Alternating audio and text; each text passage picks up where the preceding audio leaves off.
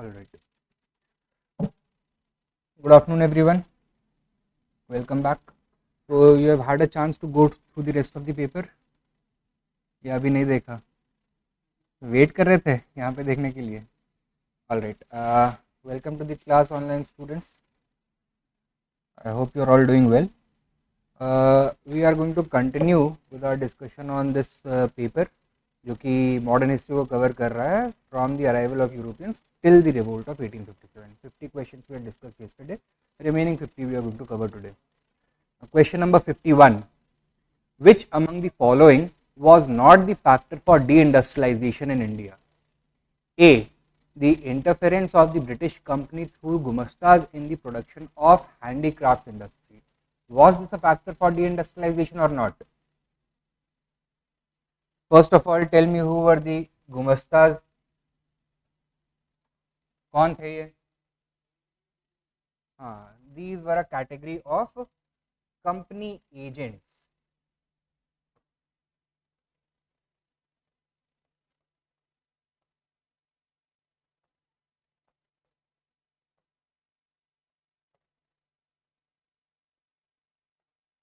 Were they Indian or European?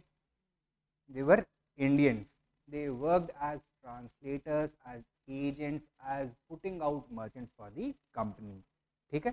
So they became the medium through which the company started to control the artisans. Right? Now, before 1813, the company was in the business of purchasing finished Indian products and shipping them off to the rest of the world. After establishing their control over Bengal, through their agents, they started to extort the goods from the artisans through these Gumastas. Okay? So they contributed to the decline of the Indian artisans and the Indian handicraft industries. Okay? So this is one of the reasons. This is not the correct answer. B.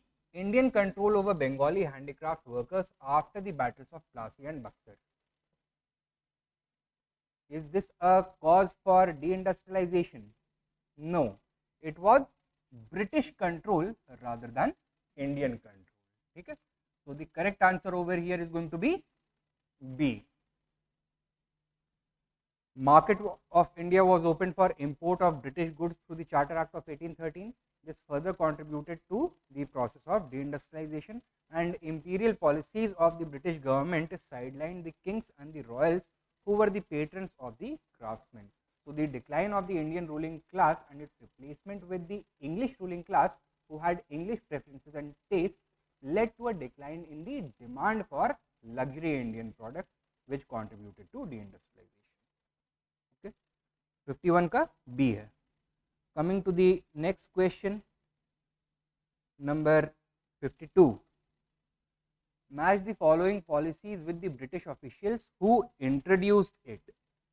The policy of ring fence forward policy, policy of masterly inactivity, and the policy of proud reserve. The policy of ring fence किसने introduce किया? Warren Hastings. When? In 1772.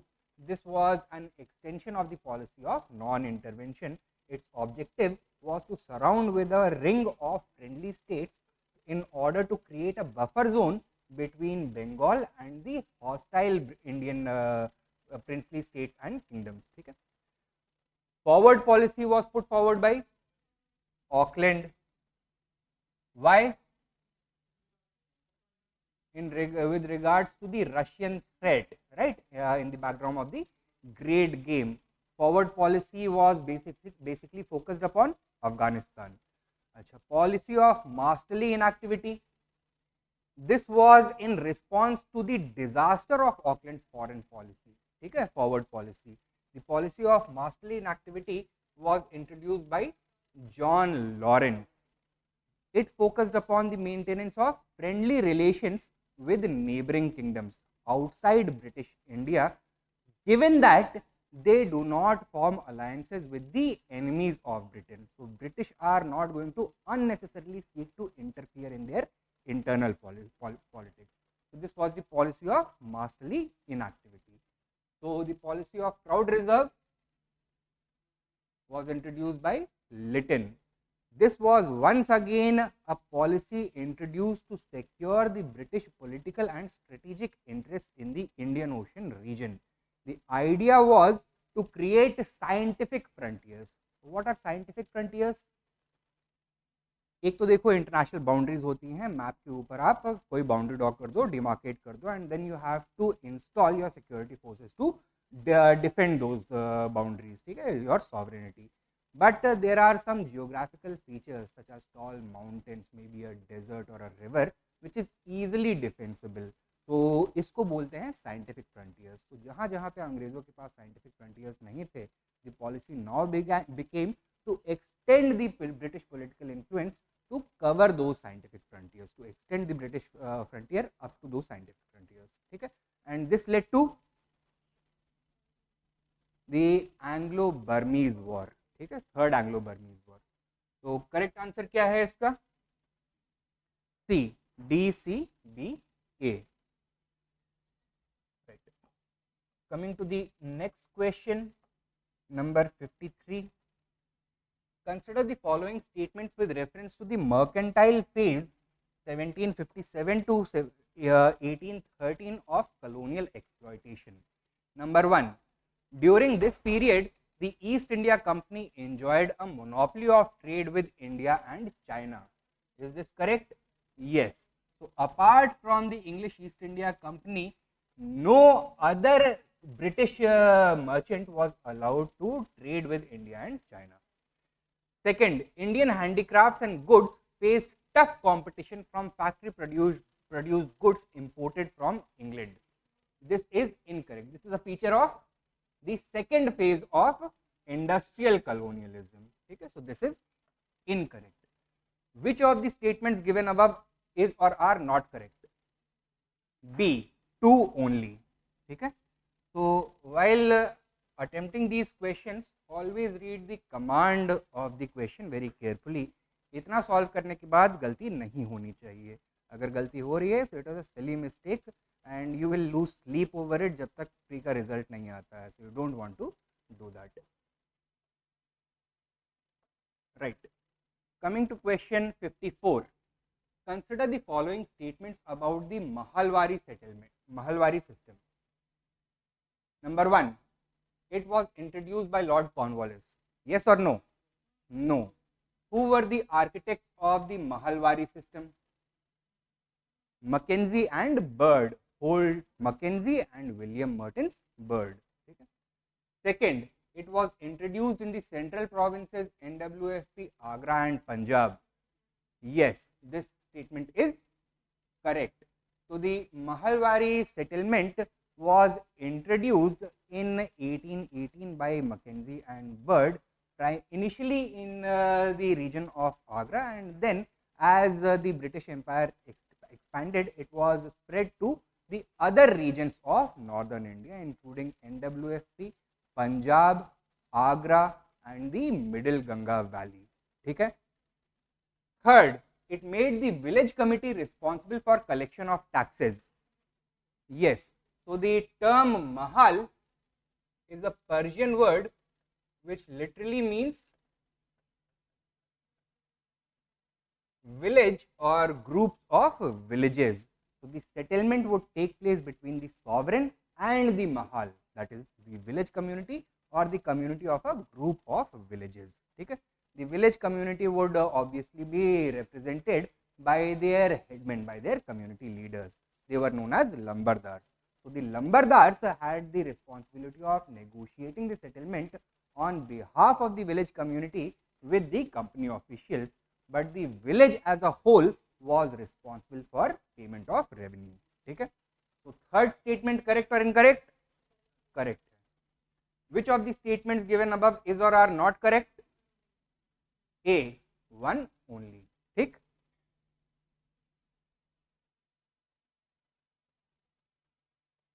Question 55. With reference to the establishment of the Welby Commission, which of the following is correct?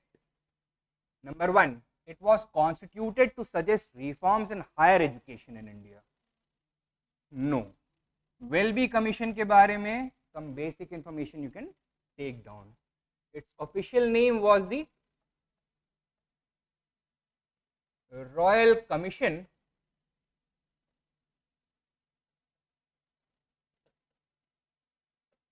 on Indian Expenditure.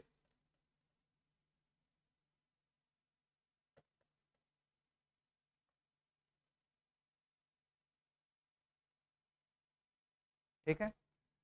The moderate faction of the Indian National Congress had been demanding the constitution of such a commission since the very beginning of the Congress, since 1885 itself. Why? One of the biggest contributions of the moderates to the national movement was the economic critique of the colonial policies in India. And the moderates were laying an allegation against the British that they are mismanaging Indian finances.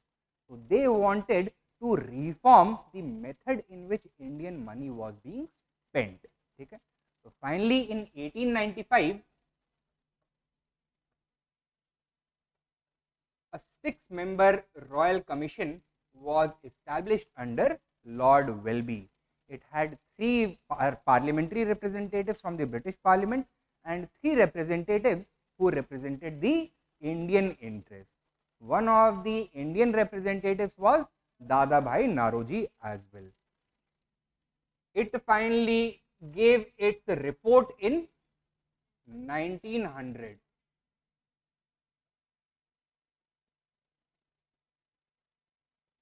For preparing this report, it had heard the testimony of various persons, and among the moderates, a prominent economic critic of the colonial policies, that is Gopal Krishna Gokhale, had also been deposed by this commission in London. Okay? Finally, in 1900, it came up with a set of recommendations to rationalize the expenditure of the government of India and highlighted some of the mis-expenditures or the bad expenditures made by the government of India, which was harmful for the interests of common Indians. Okay? Second, the Welby Commission's report published in 1900 showed a number of cases where excessive or unjust payments had been made by the Indian government. Correct or incorrect? Correct. Which of the statements given above is or are correct? 2 only. B. Okay, so answer is B. Question 56. Who among the following founded the Dharma Sabha? Krishna Mohan Banerjee, Keshav Chandra Sen, Radhakant Dev or Akshay Kumar Datta? Radhakant Dev. The Dharma Sabha was founded in 1830 primarily as a reaction against the Brahmo Samaj.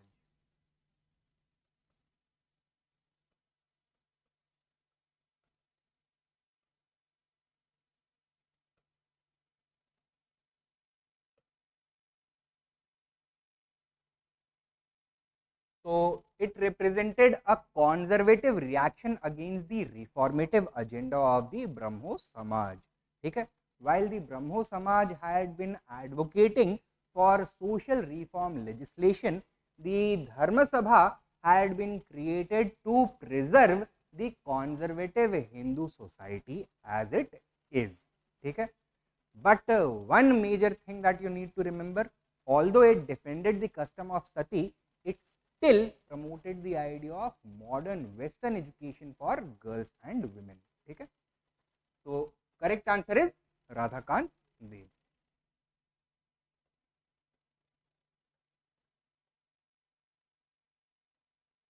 Next question, number 57. In which one of the following places was the Ahmadiyya movement started by Mirza Ghulam Ahmad? Patna, Aligarh, Bhopal or Gurdaspur? The answer is D, Gurdaspur in Punjab. Right. The Ahmadiyya movement emerged in the late 19th century as a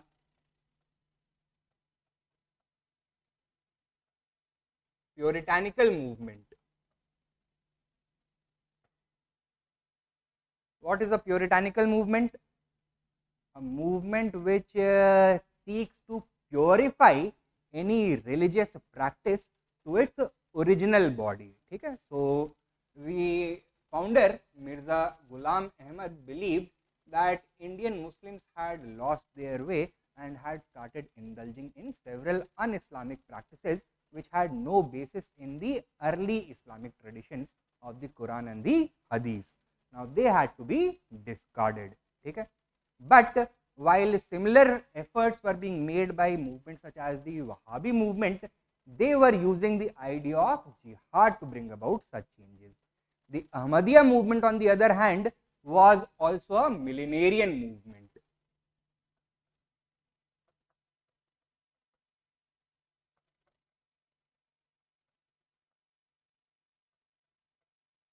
What is a millenarian movement? It is a messianic movement, a movement in which the followers of a cult believe that the leader is like a Masiha, a messenger. So he was regarded as the next prophet of Islam.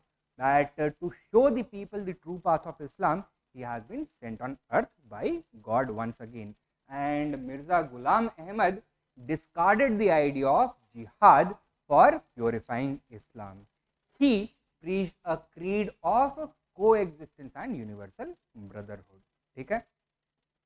Correct answer इसका है Gurdaspur. Next question.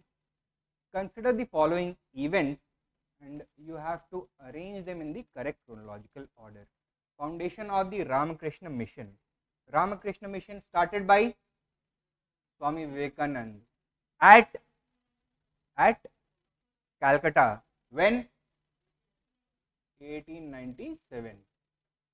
Named after his spiritual mentor Guru Ramakrishna Paramhans. Ramakrishna Paramhans was himself the founder of the Ramakrishna Mutt or the Belur Mutt. दोनों का जो inspiration है that is the same, but the work that both of them do is different. Ramakrishna Mutt wanted to create a core, a cadre of volunteers who would go among the people to spread the ideas of monotheism. ठीक है? Ramakrishna Mission, on the other hand, wanted to raise a cadre of volunteers who would go among the people and perform social service, humanitarian service. ठीक है? Foundation of the Arya Samaj. Arya Samaj founded by at Bombay in the year 1875 with the purpose of reviving Hinduism and protecting it against external challenges such as Islam and the West along with Christianity. Foundation of the Brahmo Samaj.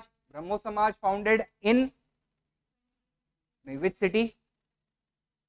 Calcutta by Raja Ram Mohan Roy in the year 1828 as the Brahmo Sabha. Later it was renamed as the Brahmo Samaj. What was its objective?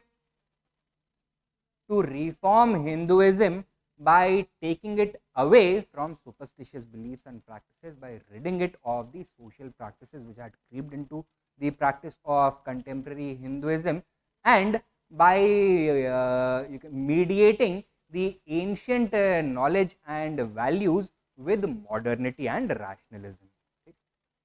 Foundation of the Paramhans Mandali. Paramhans Mandali founded by Dadoba Pandurang at Pune in the year 1849 with the purpose of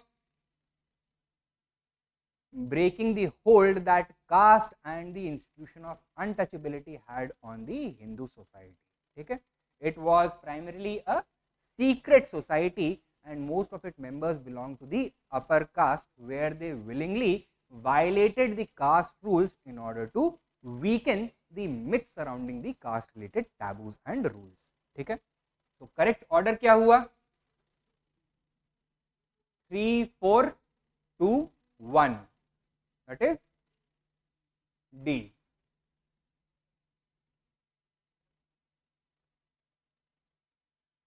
Question 59. Which of the following statements about the Prarthana Samaj are correct? Number 1. Sorry. Number 1. Its aim was to reform the Hindu society. Yes or no? Yes. So, it shared its values and ideas with the Brahmo Samaj. In fact, it was influenced deeply by the ideology of the Brahmo Samaj. And like the Brahmo Samaj, it also wanted to reform the Hindu society. While the Brahmo Samaj, by this point of time, कब इसका establishment हुआ था प्रार्थना समाज का? 1867. कहाँ पर? Again at Pune. ठीक है? Who was the founder? Atmaram Pandurang. ठीक है? Younger brother of Dadoba Pandurang. And he was deeply influenced by the Acharya of the Brahmo Samaj. कौन थे उस समय आचार्य? Keshav Chandra Sen. Keshav Chandra Sen in fact had played a very important role in the formation of the Prarthana Samaj itself. So deeply influenced by the ideology of the Brahmo Samaj, it also worked for reforming the Hindu society, ridding it of several evils such as discrimination against the untouchables and the women, and working for spreading modern Western education among the youth. Second, it was based in Maharashtra. Yes, so this is also correct. It believed in monotheism. Yes. So why are all these social reform organizations working for the promotion of monotheism? What is monotheism first of all? Belief in one God, worship of a single supreme deity. Why was that considered important? Because it could serve as a tool to unite all Indians. Okay? Since all are created by the same God, there are no differences among different human beings, and all differences that we perceive are artificially imposed later on. Okay? So this is the idea. Number 4, it had greatly influenced the Brahmo Samaj. No, the other way around. Brahmo Samaj emerged much earlier. This is incorrect. Select the correct answers using the code given below. C, 1, 2 and 3. Okay?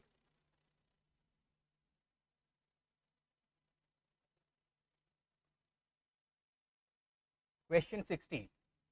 Which of the following statements about the Arya Samaj which emerged in the late 19th century are correct? Number 1. It introduced Shuddhi or mass purification. This is a correct statement. Now, all right. So there has been a slight misprint. The first statement is it had a very strong support base among the trading castes.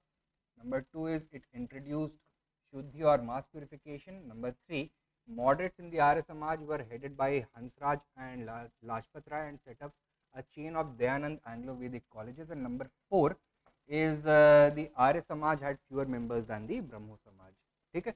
The first statement, it had very strong support base among the trading castes. Yes or no? So this statement is correct. Now the Arya Samaj had been launched as a Hindu revivalist movement. It condemned the ideas of caste-based discrimination, the rigid caste system. That means it supported the caste system, but it wanted to be aligned along the Vedic ideology, that it should be a merit-based demarcation and not an an inherited status, okay? Not determined by birth, right? So that was the idea, and this was because and this is why it had a very strong support base among the trading castes, who were fed up with the extremely hierarchical Brahminical social order of the 4 varnas and subdivision of rigid castes, and they wanted better social status and acceptability within the Hindu society. So this was offered to them by the Arya Samaj. It introduced Shuddhi or mass purification. This is also correct. Now, what do you understand by Shuddhi? The conversion of many Muslims who had earlier converted to Islam. Before that, they used to be Hindu. So this was known as Shuddhi. Third, Moderates in the Arya Samaj were headed by Hansraj and Lala Lajpat Rai and set up a chain of Dayanand Anglo-Vedic colleges. Is this correct or incorrect? This is correct. Now, after the death of the founder, who was the founder? Swami Dayanand Saraswati. A controversy had emerged within the Arya Samaj regarding the correct course of action. Okay? So, two important questions were there which needed to be addressed, and on these two questions, two schools of thought had emerged. One was the moderate school and the other was the conservative school. Moderates were also known as the liberals. The moderates were led by Lala Hansraj and Lala Lajpat Rai. Okay? The conservative faction was led by Swami Shraddhanand. क्या दो questions थे जिनके ऊपर इनके बीच में clash हो रहे थे? One was the issue of vegetarianism.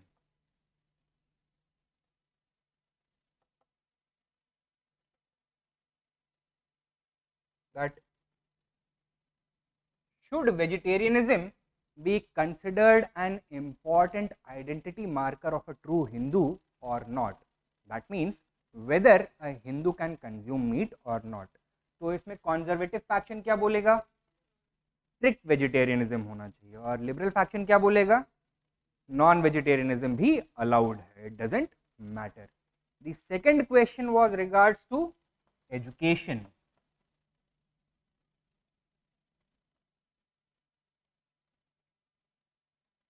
What kind of education do you think the moderate Arya Samajis wanted to promote among Hindus?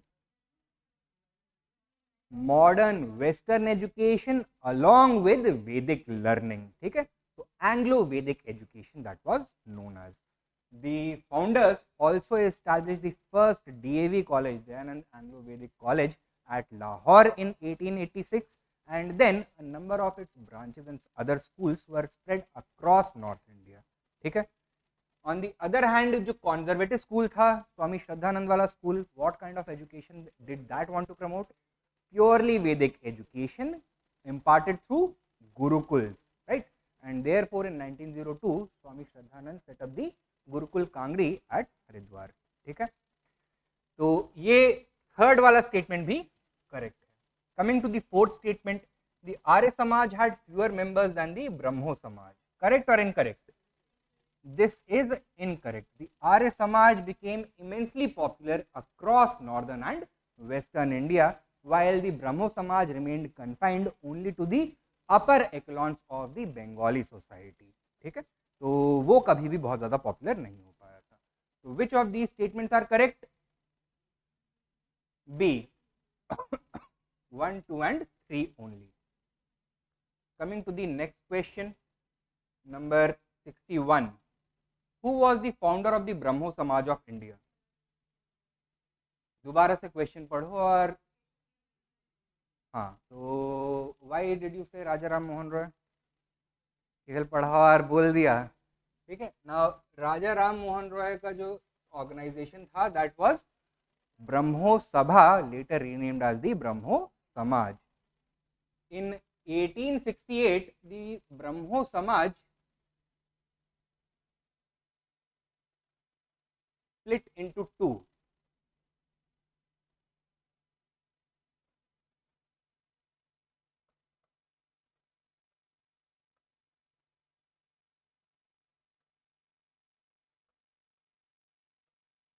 The Adi Brahmo Samaj and the Brahmo Samaj of India. Due to the ideological differences between its two ideological heavyweights. कौन कौन? Debendranath Tagore and Keshav Chandra Sen. Debendranath Tagore के followers जो थे, they ended up separating and establishing the Adi Brahmo Samaj, whereas Keshav Chandra Sen's followers established the Brahmo Samaj of India. So correct answer over here is C. Keshav Chandra Sen.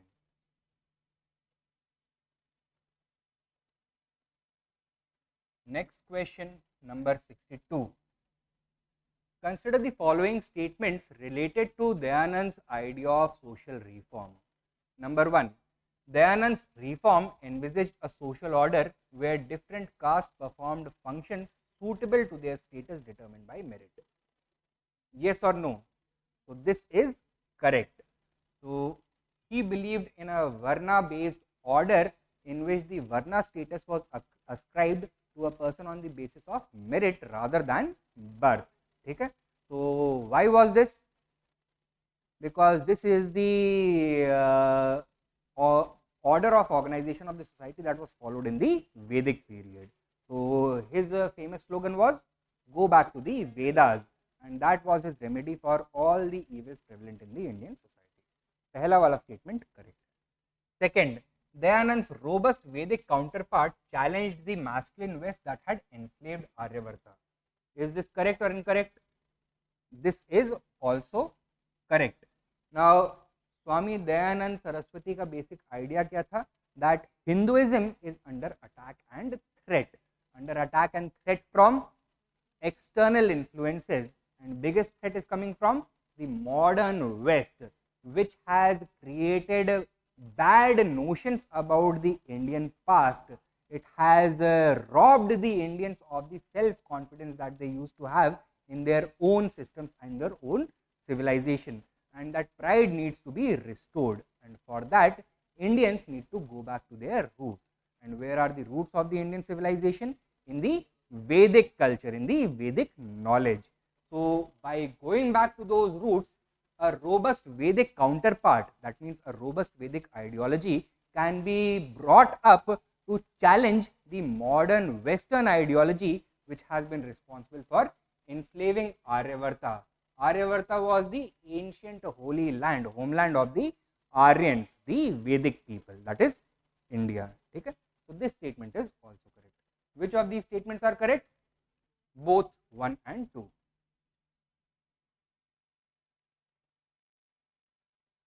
Next question, number 63.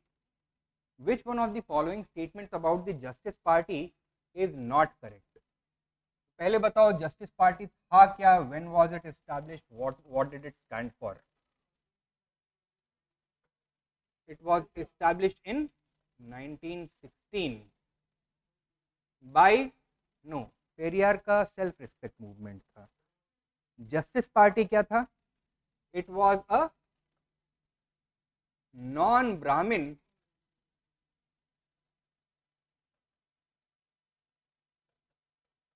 elite led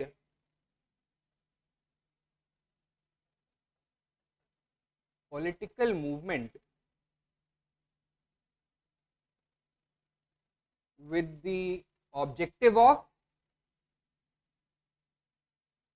liberating the non-Brahmins of the Tamil region from Brahmanical political and economic dominance. So, to end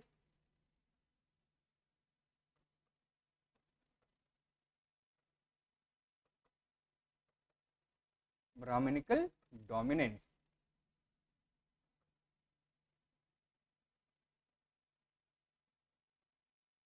its founders Dr. T.M. Nayyar, P. Tyagaraja Chetty, C.N. Mudalyar, etc. ठीक है?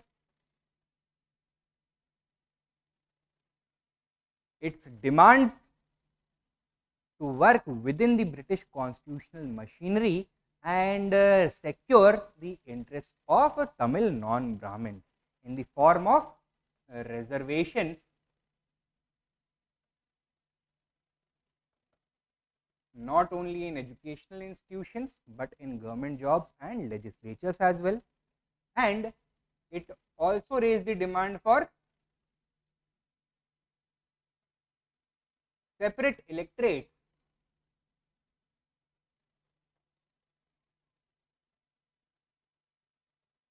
for Tamil non-Brahmins on the lines of the principle of minority representation that had been introduced in 1909. किस act में? Morley Minto reforms में, Indian councils act 1909 के basis जो था minority representation का, they also demanded the same for non Brahmins. Is this much clear? Now come to this question. Number A. it clamored for the same kind of separate communal representation for non-Brahmins as had been granted to Muslims by the Morley-Minto reforms. Yes or no? Yes. It was patronized mainly by the richer landowning and urban middle class non-Brahmins. Yes. So it was a non-Brahmin elite-led political movement. C. It succeeded in getting the provision for 28 reserved seats for the non-Brahmins in the Montagu-Chelmsford reforms. This is also correct. So the Montagu-Chelmsford reforms, also known as the Government of India Act 1919, accepted their demand for reservation of seats for non-Brahmins in the Tamil region. 28 seats were reserved for them. And D. It supported the call given by the Congress to boycott elections in 1920. No, it did not respond to the Congress's call for non-cooperation. Rather, they felt that it was in interest of the non-Brahmins to work within the councils to further non-Brahmin interests. Okay? Next question, number 64. Consider the following. 1. Calcutta Unitarian Committee. 2. Tabernacle of New Dispensation. 3. Indian Reform Association. Keshav Chandra Sen is associated with the establishment of which of the above? ये civil services का previous years का question है, I think 2017 में पूछा गया था. You should know this. बताओ, पहला वाला केशव चंद्र सेन ने एस्टैब्लिश किया है या नहीं? नहीं. Calcutta Unitarian committee was established in 1828 by Raja Ram Mohan Roy along with Radhakant Deb and William Adam,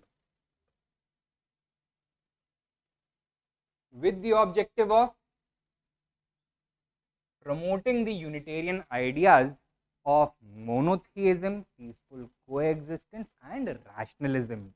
Okay?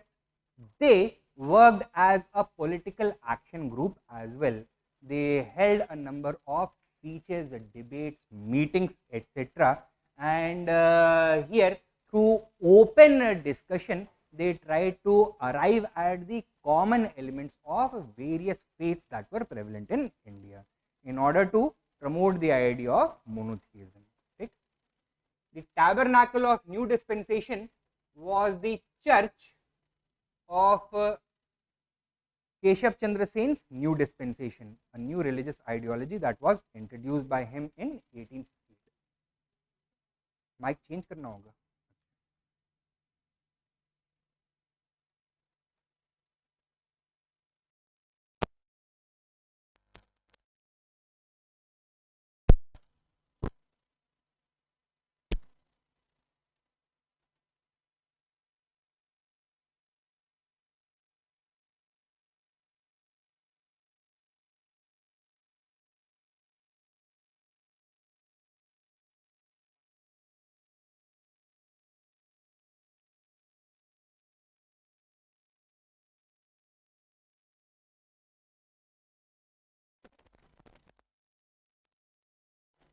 क्या आवाज नहीं आ रही है?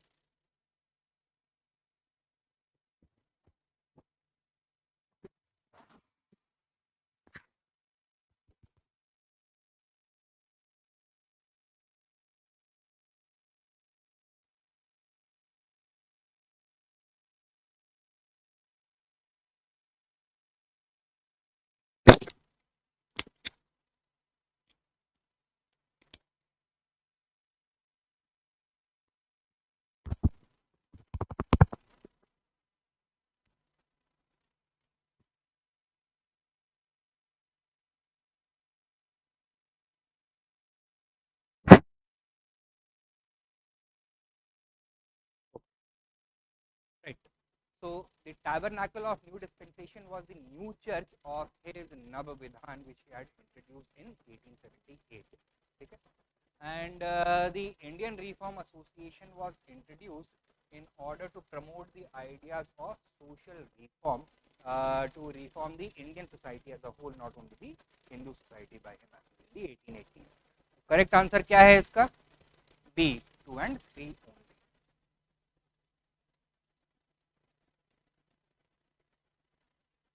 question number 65.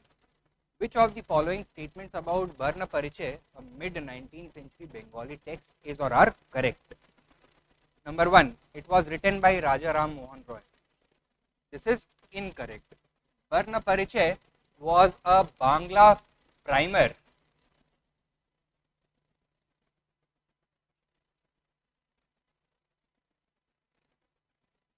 that was introduced by Ishwar Chandra Vidyasagar.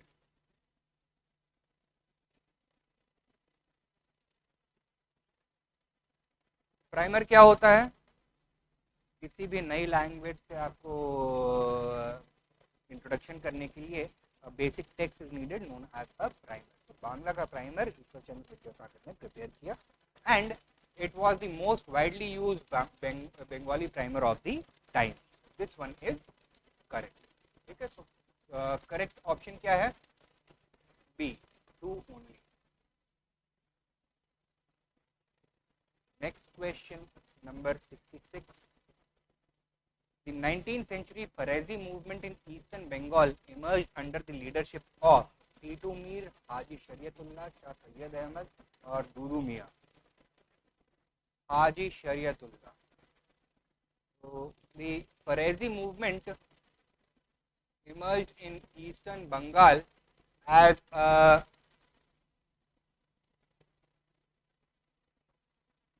reformist movement among the Bangla Muslim peasantry. Okay. Now, once again, it was designed to rid Islam as it was practiced in the Bengali among the Bengali Muslim peasantry from all the un-Islamic practices that had seeped in. So it had started as a social reform movement, as a puritanical movement, but ended up becoming a socio-economic struggle against the oppressive policies of not only the British but also the Bengali zamindars. Okay? So against the exploitative practices of the British and the zamindars. Under the leadership of Haji Shariatullah, the movement was not highly politicized, so it remained confined to the realm of social and religious reform. It was under the leadership of his son, Dudu Mian, that it was transformed into a socio-economic and political movement which stood for the end of British rule in Bengal and for the restoration of Islamic rule. Okay? So, correct answer over here is B, Haji Shariatullah.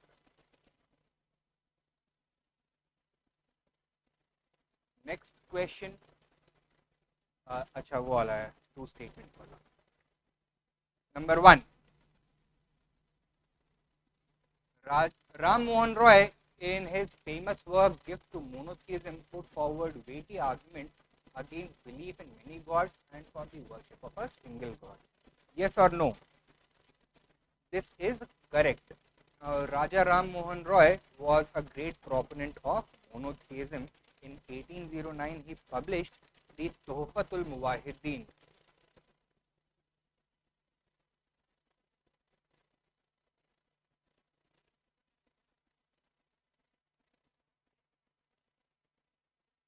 In Persian, which literally translates to gift to monotheists.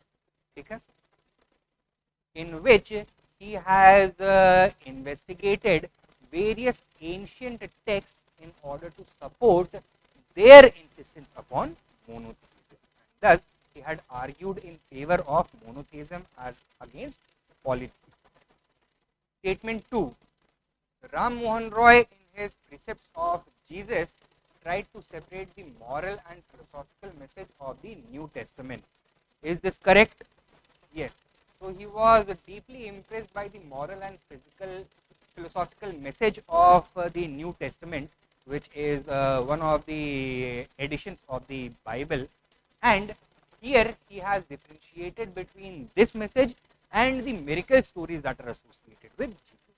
So miracle stories he has condemned, while the moral and philosophical message has been appreciated by him. So this statement is also correct. But does statement 2 have anything to do with statement 1? Does it explain statement 1? No. Correct option क्या होना चाहिए? B होना चाहिए. That both the statements are correct, but statement 2 does not explain statement 1. Next question, number 68.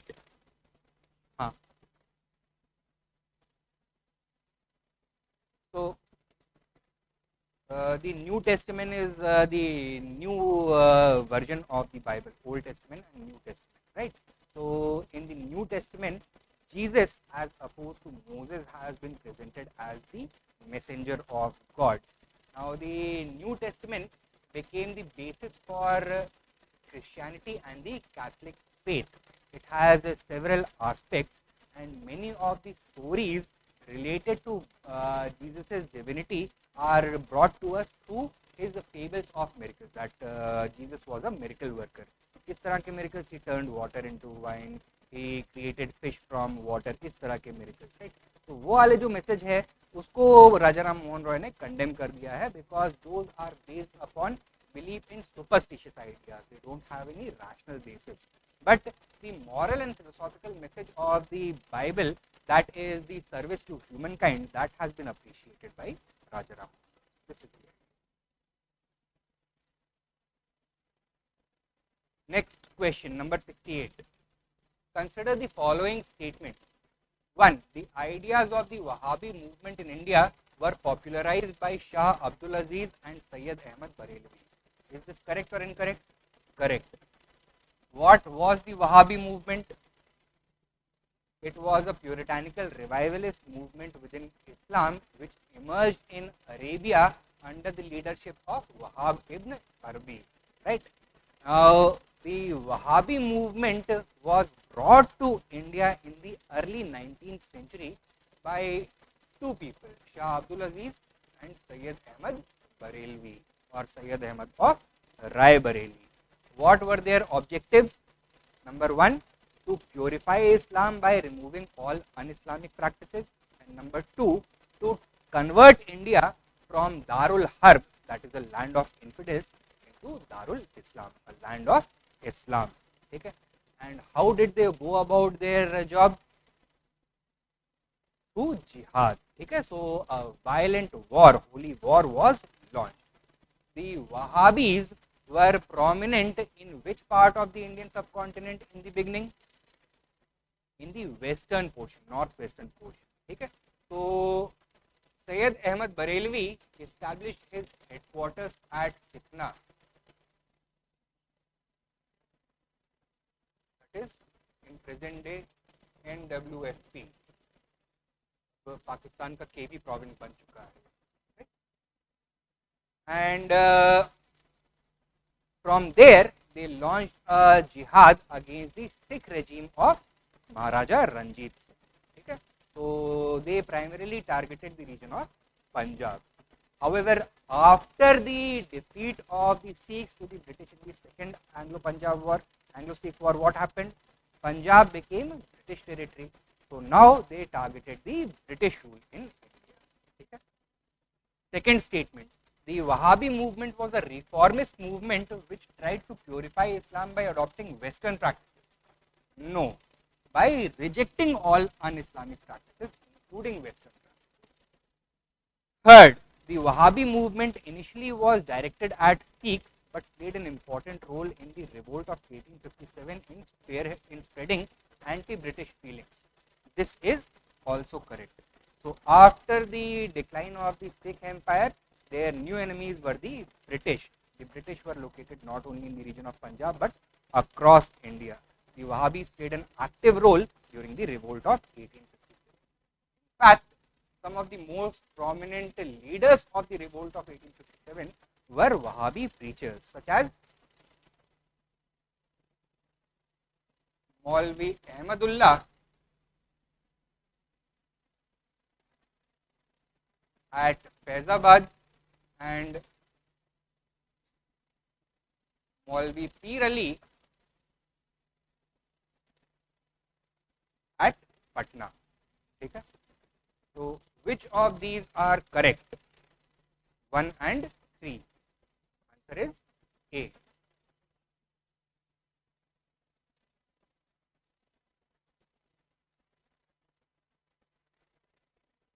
This Wahhabi philosophy, it came to India in the early 19th century, यानी कि early 1800s. नहीं, उसके पहले तो यानी कि 1805 1807 में यहाँ पे आ.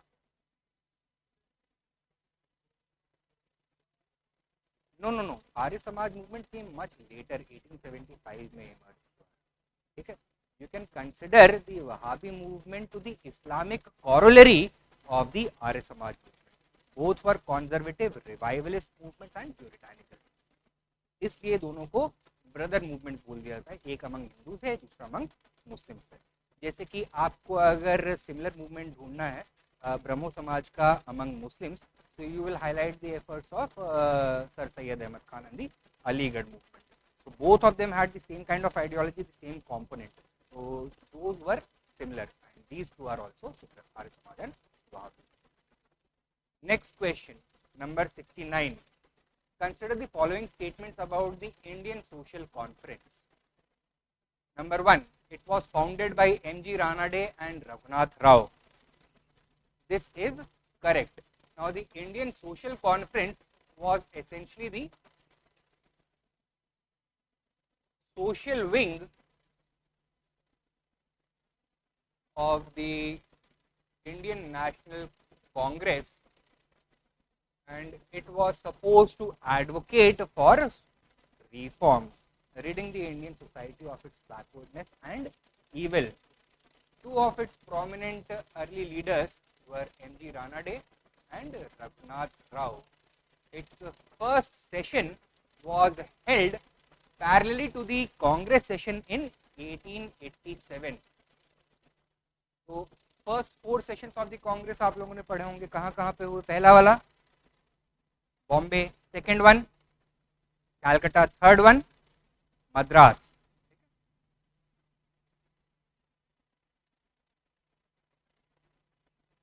Who was president at Madras? कौन था? पहले का कौन था? W C Banerjee. Second one Dadabhai Naoroji. Third one Badruddin Tyabji. And fourth one George Yule. कहाँ पे हुआ फोर्थ कांग्रेस का सेशन? एट इलाहाबाद, ठीक है. So at the Congress session of 1887,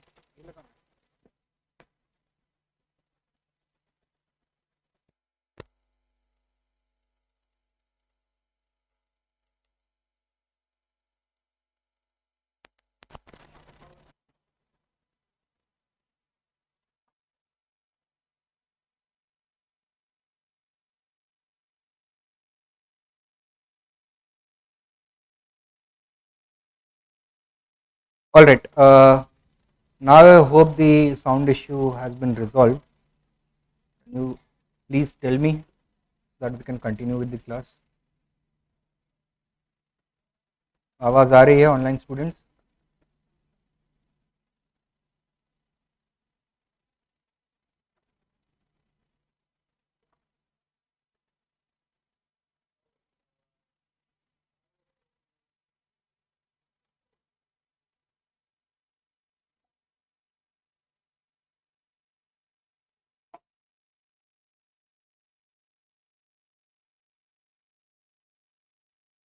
All right. हाँ, so as we were discussing, it was founded by M.G. Ranade and Raghunath Rao. Its first session took place parallelly with the Congress session at Madras in 1887. The Congress session was led by Badruddin Tayarji, who was president. Second statement, it advocated intercaste marriages and supported polygamy. No, it advocated for intercaste marriages and opposed polygamy. Polygamy क्या होता है? The practice of having multiple spouses. ठीक है. Third, it launched the pledge movement to inspire people to take a pledge against child marriage. Is this correct or incorrect? This is also correct. So इन्होंने एक pledge movement launch किया to inspire people against child marriage. ठीक है. So which of these statements are not correct? C. 2 only.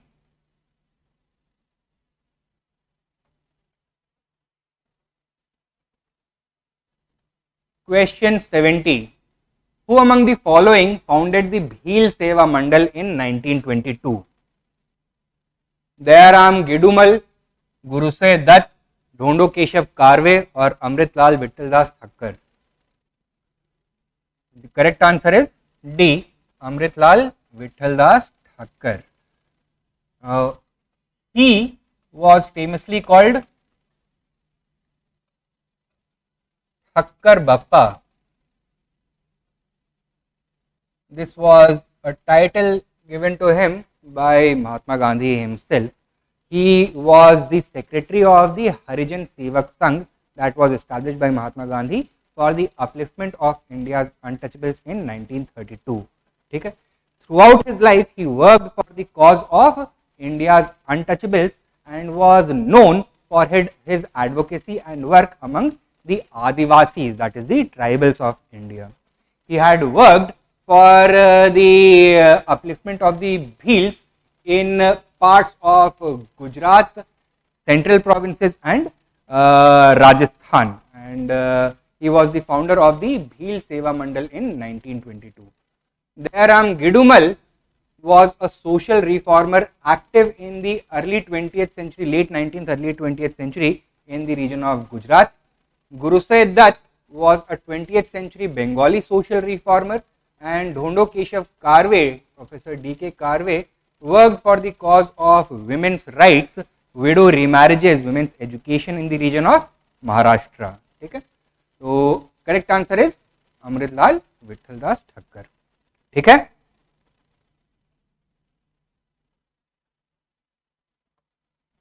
Next question number 71. With reference to the history of India, Ulgulan or the Great Tumult is the description of which of the following events? Birsa Munda's revolt of 1899-1900. Answer is D. So it is also known as the Munda Ulgulan. Why were the Mundas fighting against the British? Why had they rebelled? Because of the complete disruption of the tribal socio-economic and political order due to the encroachment of British rule. The tribals, what kind of an economic life did they have? What were their preferred occupations? Shifting agriculture, hunting, food gathering, etc. Did their economy have the element of deep stratification, or was it an egalitarian economy? Egalitarian. There were no sharp differences. There was no concept of private property, or private property, if it existed, had not been fully developed. It was not legally defined. Community ownership of resources was the norm. अंग्रेज आए क्या लेकर के आए? Permanent settlement, private property, and in this kind of an economy, the tribals were marginalized. Who were created as the new zamindars? Outsiders. ठीक है, साथ में आए traders, British agents, British officials, Christian missionaries. All of them exploited the tribals deeply. The tribals were also forcibly integrated into the Varna and caste based Hindu social order, in which they were given the lowest rung of the society. They were treated as untouchables. Okay? So socially also they were deprived, exploited, and finally the entire legal machinery was also working against the interests of the tribals. So because of this, there was a long series of tribal agitations against British rule throughout the history of colonial India. Birsa Munda's revolt of 1899-1900 was one of the most powerful of such uprisings. It is also known as the Munda Ulgulan. It was directed against Dekus and Sahibs. In Munda's parlance, the word Deku denoted outsiders such as zamindars, money lenders, Christian missionaries, etc. And Sahibs were the British officials. ठीक है, इनके against ये rebellion था. How did the rebellion end? with the capture of Birsa Munda, his ultimate death in captivity, and the violent suppression of the movement by the use of overwhelming armed force. Next question, number 72. Which one of the following groups of movements, revolts, rebellions or riots is in chronological order starting from the earliest? A. Santhal uprising, Tibhaga movement, Deccan riot. Santhal uprising कब हुआ? 1854-55. Tibhaga movement 1946 and Deccan riots 1875. तो ये correct order में है? नहीं. Second, Coal rebellion, Santhal uprising, Deccan riots. This is in the correct order. Coal uprising 1832, Santhal uprising 1854-55, Deccan riots 1875. ठीक है, this is correct. Third one, Santhal uprising पता है आप लोगों को, तिभागा पता है, कोल पता है. कब कब? 1885, 1946, 1832. This is incorrect. Kuka revolt, this is the 1870s, also known as the Namdhari movement. कहां पर? पंजाब में. This was a puritanical movement among the Sikhs, but it became a political movement for liberation against the British empire soon. Second, Deccan riots 1875, Santhal uprising 1855. This is also incorrect.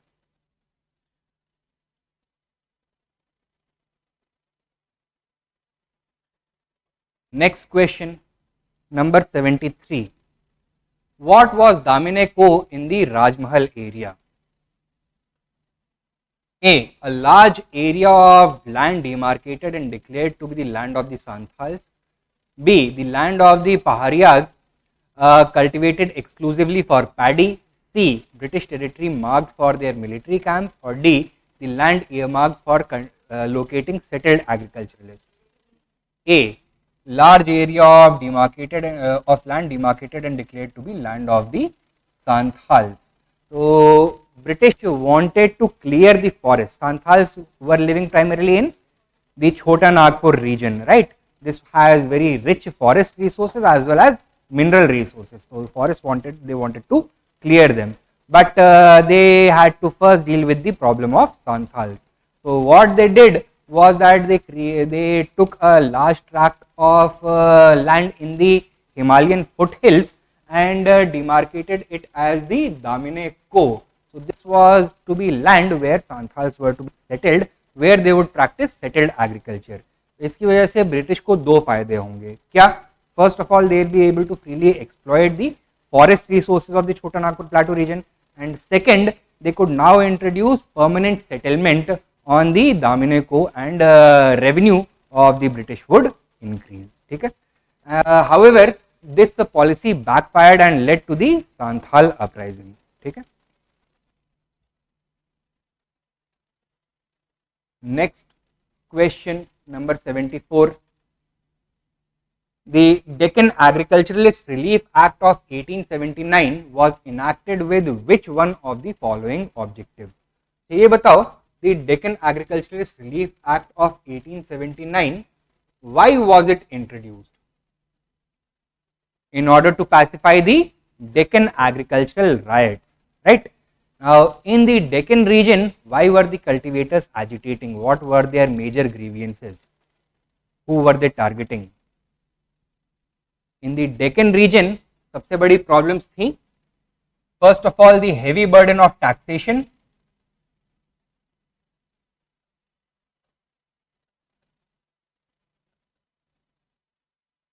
And the problem of rural indebtedness.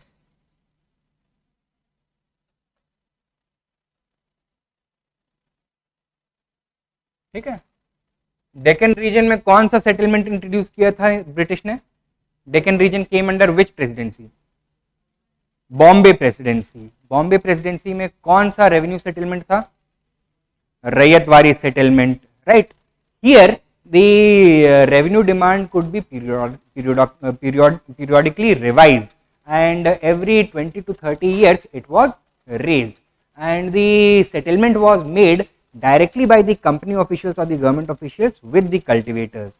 तो यहाँ पे would the settlement be equally negotiated? No, it would always be forced upon the peasants. So the revenue demand, which was supposed to be about 50% of the produce, was in reality more than 70% of the total produce. The farmers were unable to repay this, therefore they had to borrow money. Where would they get the money from? Either from the rich farmers or from money lenders who were coming from outside. Okay? This had resulted in the problem of rural indebtedness, which was causing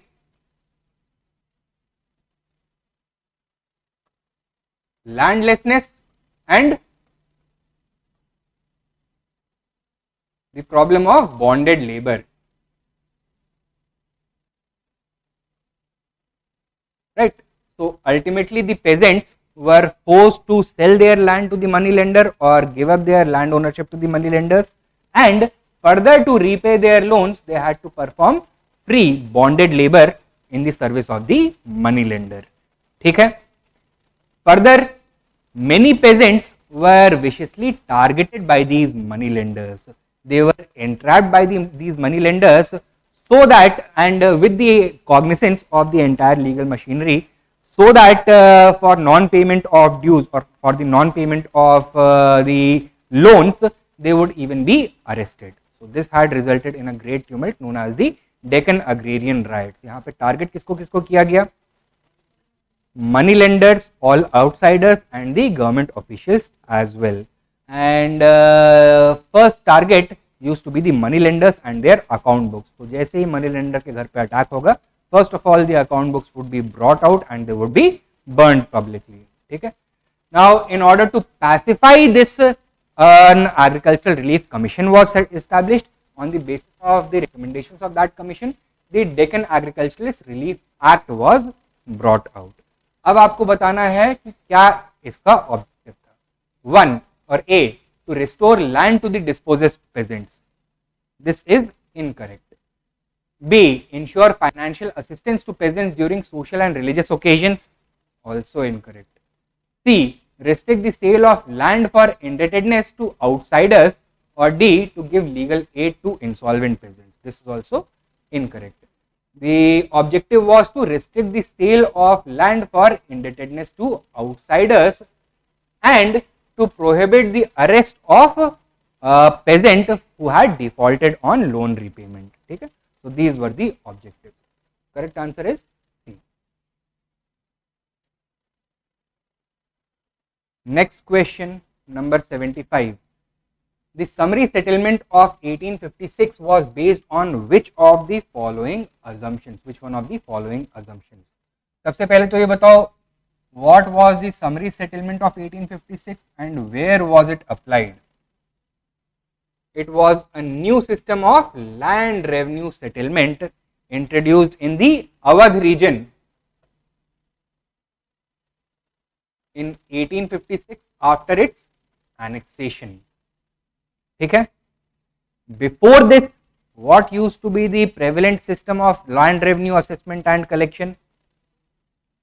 नहीं, Awadh was not part of the British Empire, तो उनका एक native system था known as the तालुकदारी और जमींदारी system, in which the state headed by the Nawab depended upon the services of a large number and levels of feudatories known as talukdars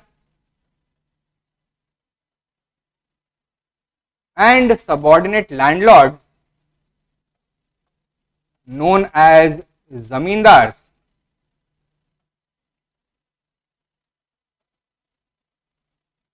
to extract revenue from the peasantry. ठीक है? These talukdars and zamindars enjoyed a great degree of autonomy. They were practically responsible for local administration and even had the right to maintain their forts and raise an army of retainers. Okay? The British came in and they wanted to eliminate these categories of feudatories. क्यों? Because they were acting as middlemen between the producers and the state. They were taking a great share of the surplus production. So by removing them, the company wanted to maximize its share of the surplus production. Okay? So this is what they had done when they had introduced the summary settlement of 1856. Now the summary settlement of 1856 was based upon one basic assumption. क्या assumption रहा होगा? That the talukdars and the secondary zamindars, they had no legal basis and they were outsiders, they were unpopular and their authority was completely illegitimate. That their removal is going to be welcomed by the local population and it would help in easing the annexation of Awadh. ये इनका एक basic assumption था अंग्रेजों का, which completely turned out to be false. So was the assumption that talukdars were the rightful owners of the land? No. Was it that the talukdars were interlopers with no permanent stakes in the land? Yes. ठीक है? The talukdars could evict peasants from the land. ऐसा कुछ नहीं था. And the talukdars would take a portion of the revenue which flowed to the state. This is also incorrect. Correct answer is that they were an illegitimate and imposed layer in the agricultural hierarchy and the peasants would welcome their elimination. This was the idea.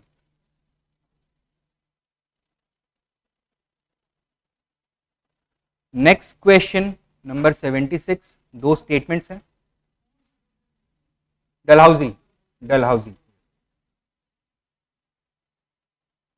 Next statement, there are two, next question, two statements. Statement 1. The Awadh Kisan Sabha established in 1920 failed to bring under its wing any Kisan Sabhas. The Awadh Kisan Sabha was a prominent stage in the development of the Indian farmers' grassroots movement, which ultimately resulted in the creation of the All India Kisan Sabha. Right? It was established in the backdrop of the non-cooperation movement and stood for bringing about structural reforms in the status and the condition of peasants of Awadh. Okay? During the non-cooperation movement, the Awadh Kisan Sabha organized a movement against the oppressive landlords such as zamindars and talukdars, and it was able to get the support of a large number of other peasant organizations active in the region. तो पहला statement correct है या incorrect है? Incorrect. Statement 2. The Awadh Kisan Sabha asked the Kisans to refuse to till Bedakhli land and not to offer Hari and Begar. This is correct. Now, the talukdars and zamindars had the right to summarily evict the peasants from the land they were tilling. This was known as the process of Bedakhli. बेदखल कर देना जमीन से. ठीक है? So, the Awadh Kisan Sabha asked agricultural laborers not to till those lands which had been, you can say, annexed by the zamindars or talukdars by evicting peasants. ठीक है? And not to offer Hari and Begar. What are Hari and Begar? These are forms of unpaid bonded labor.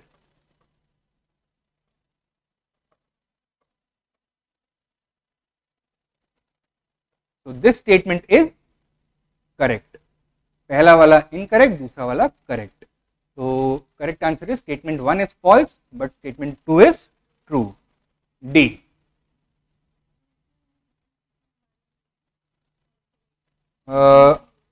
Hari and Begar are usually used interchangeably. Both are forms of unpaid labor applied on different categories of peasants. Okay? That is the only difference. Number 77. The Khundkatti tenure was prevalent in which one of the following regions of India during British colonial rule? Bundelkhand, Karnataka, Chota Nagpur or Madras Presidency? The answer is Chota Nagpur. What was the Khundkatti tenure system? This was the system of joint ownership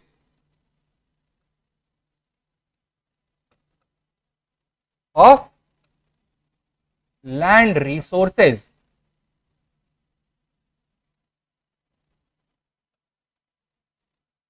and this system was prevalent among the tribals.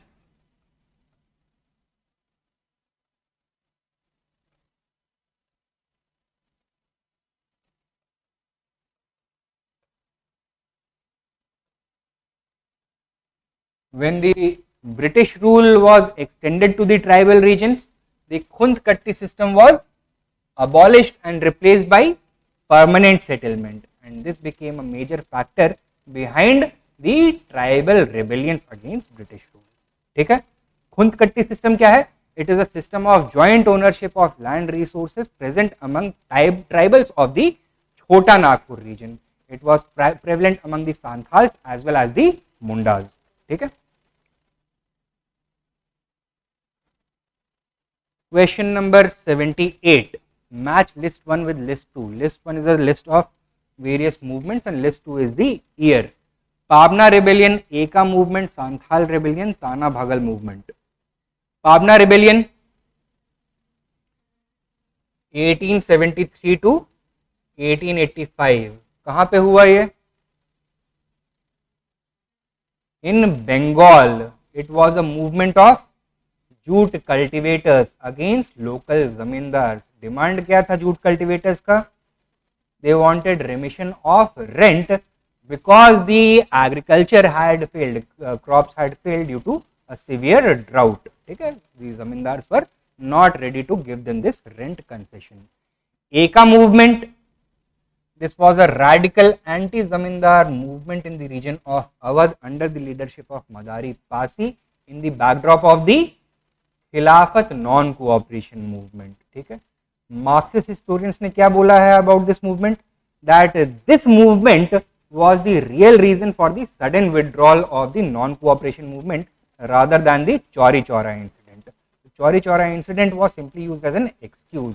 Gandhi ji actually wanted to protect the interest of the zamindars and taluqdars of Awadh and he did not want a radical peasant movement against them. That is why he had used the excuse of Chauri Chaura to withdraw the movement suddenly. ठीक, Santhal rebellion led by two brothers Sidhu and Kanu Mumru against British rule and outsiders due to the increasing exploitation of the tribals. ठीक, Tana Bhagal movement in 1914. Correct option क्या है? 2, 3, 1, 4. B.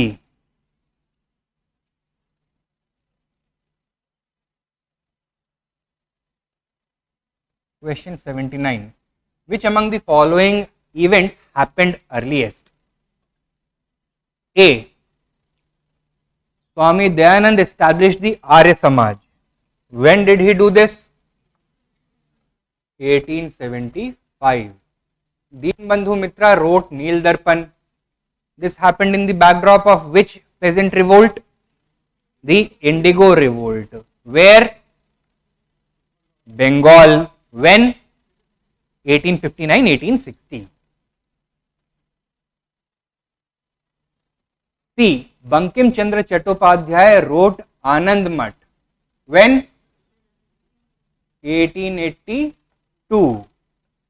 And Satyendranath Tagore became the first Indian to succeed in the Indian Civil Services Examination. 1863. तो earliest event कौन सा है? B. Deenbandhu मित्रा wrote नील दर्पण.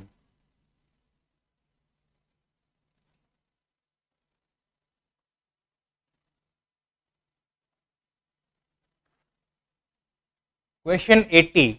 Which one of the following statements about the Indigo Revolt of 1859 is correct? A. It broke out at Pune and Ahmednagar. Maharashtra में था ये? It was in Bengal. This is incorrect. B. It was directed against moneylenders. Also incorrect. It was directed against European planters. ठीक है? This is incorrect. C. It was supported by the intelligentsia of Bengal. Yes, so the educated urban middle class lent its support to the indigo farmers. They sympathized. Deenbandhu Mitra highlighted the plight of the indigo farmers by writing the Neel Darpan. Not only did it enjoy the support of the Bengali intelligentsia, but it also enjoyed the support of the British intelligentsia in Britain. The Neel Darpan was translated into English by Reverend James Long and took the British markets by storm. Okay? So this statement is correct. It was directed against petty zamindars and employees of planters. Incorrect. It was directed against the planters themselves. The correct answer is C.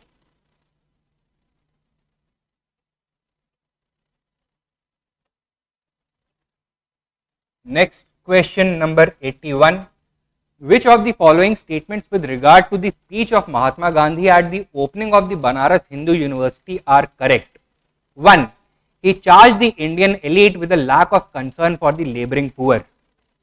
This is true. Banaras Hindu University का establishment कब हुआ? 1916 में. Mahatma Gandhi was asked to come and give the founding address. Keynote speaker यही थे वहाँ के.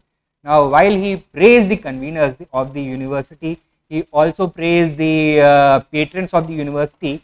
He said that they are not looking after the needs of the teeming millions, which is a great sin in his eyes. Second, he asserted that our salvation can come only through the farmers. Yes, so this is also correct. So, according to Mahatma Gandhi, even back then, India lived in the villages. And villages में लोगों का occupation primarily farming है, and the educated elites are not paying enough attention to uplift the farmers, to uplift the marginalized sections of the society. ठीक है. Third, he highlighted the plight of untouchables. This is also correct. ठीक है. So he believed in the idea of trusteeship. Trusteeship का idea आप लोगों को पता होगा क्या है? It is his answer to the Marxist idea of class struggle. Marx ने क्या declare किया था? The history of the world is a history of class struggle. There have always been two economic classes, the haves and the have-nots, and they have been locked in a socio-economic struggle. The haves have always dominated, and the response, the final objective of this struggle is a blood revolution. Okay? Mahatma Gandhi had put forward the concept of class cooperation rather than class conflict, and that was to be fostered through the idea of trusteeship. That means the more privileged sections of the society have to voluntarily come forward to look after the interests of the underprivileged or the unprivileged. So यहाँ पे he was appealing to the elites to look after the marginalized sections, the silent majority, the peasants, untouchables, women, etc. And fourth, he promised to take up the cause of the mill owners of Ahmedabad. Is this correct? This is incorrect. So Ahmedabad mill workers strike would take place in 1918. He was speaking in 1916. तो वो issue अभी emerging हुआ था. Correct answer क्या है? C. 1, 2 and 3 only.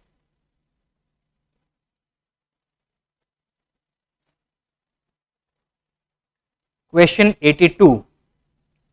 Which one of the following peasant struggles was an outcome of the British opium policy?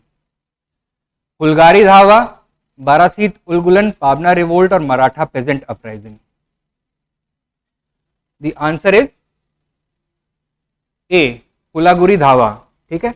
Now, opium was being cultivated by the British primarily for export purposes. कहाँ पे भेजा जा रहा था opium? China भेजा जा रहा था. Why? Because while the British markets had a huge demand for Chinese goods, the counter demand was not present. So an artificial demand was created by making the whole country addicted to opium. And opium का plantation कहाँ पे हो रहा था? India में हो रहा था.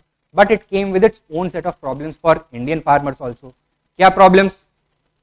Soil degradation and the diversion of valuable land resources towards the cultivation of a non-food crop, which would result in food shortages, food inflation, and even famine. It was also leading to social problems such as addiction, right, and other associated problems. So against this, the Phulaguri Dhawa was organized. Number 83. Who launched the Bardoli Satyagraha on the 4th of February 1928? Mahatma Gandhi, Vallabhbhai Patel, Rajendra Prasad, or Kalyan Ji Mehta? Vallabh भाई पटेल। कहां पे launch हुआ था ये? Eight Bardoli इन गुजरात। वल्लभ भाई Patel was leading the farmers belonging to which community? The Kaliparaj community, against the exploitation felt by the members of this community from the richer landlords as well as the British officials.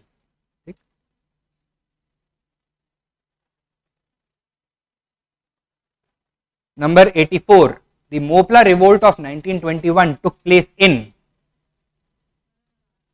the Malabar region. So, who were the Moplas? The word Mopla in Malayali literally means son-in-law. The Mopla community is native to which part of India? Kerala, Malabar region, right? They were the descendants of the Arabic Muslim traders who had come and settled in this region during the early Muslim centuries. That means the 7th and 8th centuries. तो वहाँ से ये आए थे, Arabia से आए थे. They had settled and they had married some local women. ठीक है. Now in the 18th and 19th centuries, the Moplas were primarily involved in agriculture. They were performing the role of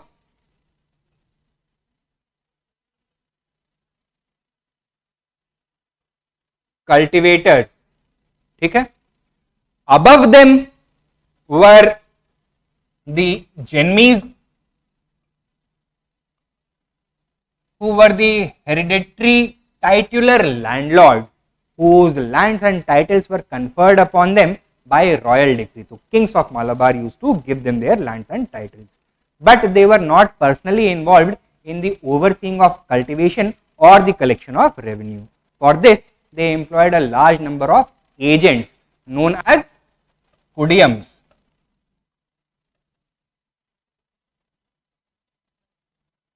Now the Jennis and Kudiums were both upper caste Hindus while the Moplas were Muslims.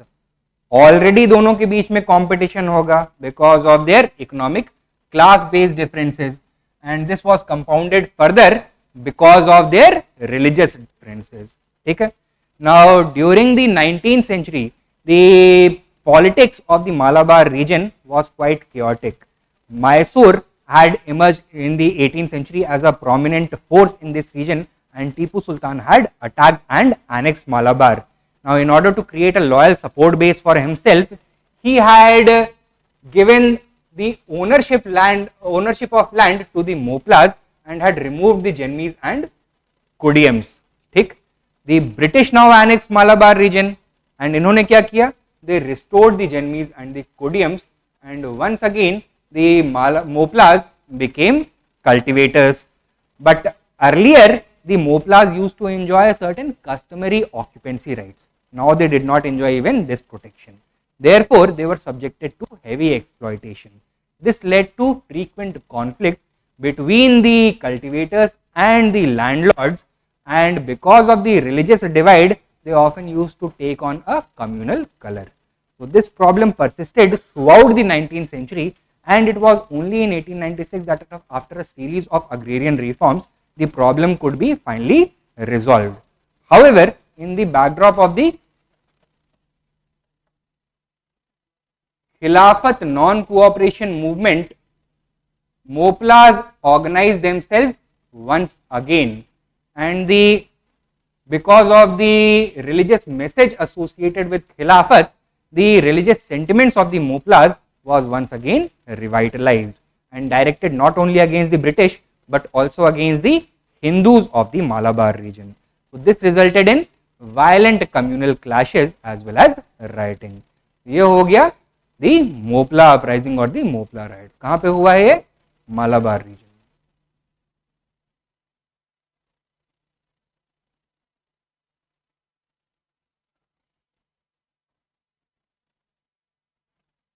Next question, number 85. Match list 1 with list 2. List 1 is a list of movement names and list 2 was the mass following name. Bardoli Satyagraha अभी बताया है. Kali Paraj community. Satya Shodhak Samaj, the Bargadars. Who were the Bargadars? Not only the Mali community, the Bargadars used to be hereditary, low caste village servicemen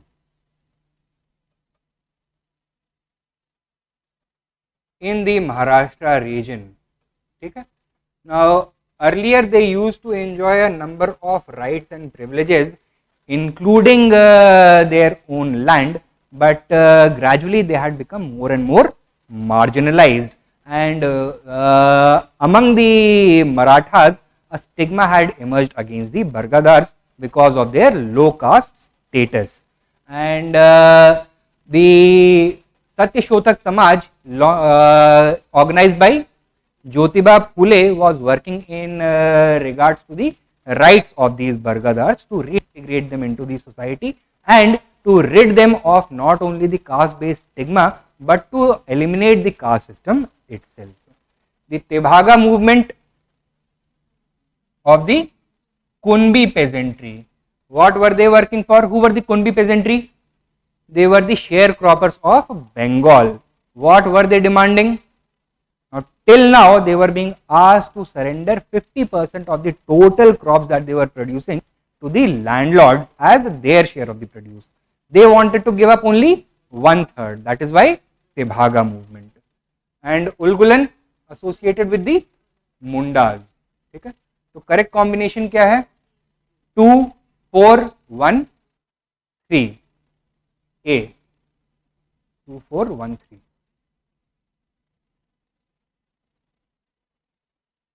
Next question, number 86. Which of the following is or are the characteristics of the Sannyasi and Fakir uprisings? Now, Sannyasi and Fakir uprisings were both politico-religious uprisings affecting which part of India? Bengal. Sannyasi uprising emerging in the 1870s and Fakir uprising also in the 1870s. Sannyasi uprising could not be suppressed till 1850. Fakir uprising could not be suppressed till the 1820s. ठीक है? Who were the sannyasis and fakirs? A community of religious mendicants among Hindus and Muslims. ठीक है? After the establishment of British rule over Bengal, their practices and their privileges had come under attack, and this had led to a great number of grievances, which resulted in an insurgency and destabilization of the entire Bengal region for several decades. Number 1, these uprisings refer to a series of skirmishes between the English East India Company and a group of sannyasis and fakirs. Yes or no? This is correct. Number 2, one reason for the uprising was the ban on free movement of sannyasis along pilgrimage routes.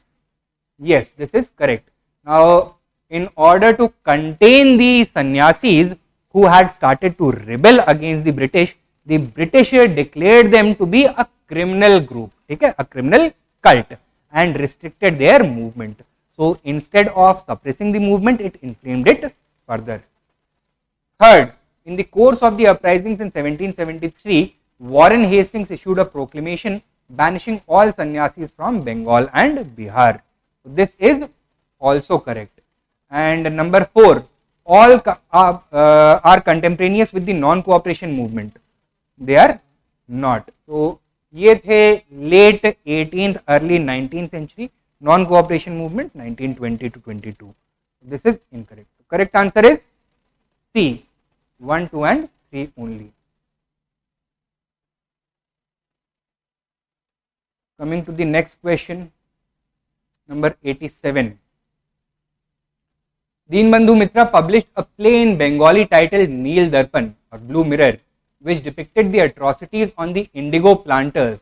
The play was translated into English by A. Reverend James Long. Correct answer is A.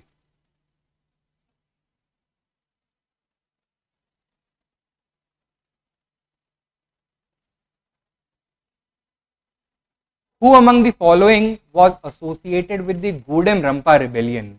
Birsa Munda, Kaushal Konwar, Alluri Sitaram Raju और मंगल पांडे? सीताराम राजू. ठीक है. Gudem Rampa uprising affected which part of India? Andhra tracts. Right. What was it against? Against the exploitation of the peasants and tribals by the colonial machinery. ठीक है. Next question, number 89. The demand for the Tebhaga peasant movement in Bengal was for A. The reduction of the share of the landlords from 1/2 of the crop to 1/3. This is correct. ठीक है. So Tebhaga movement, as the name tells you, was for the demand for reducing the share of rent paid to landlords to 1/3.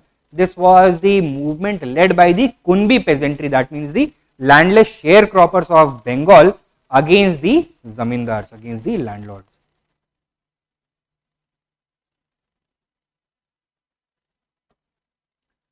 Consider the following statements.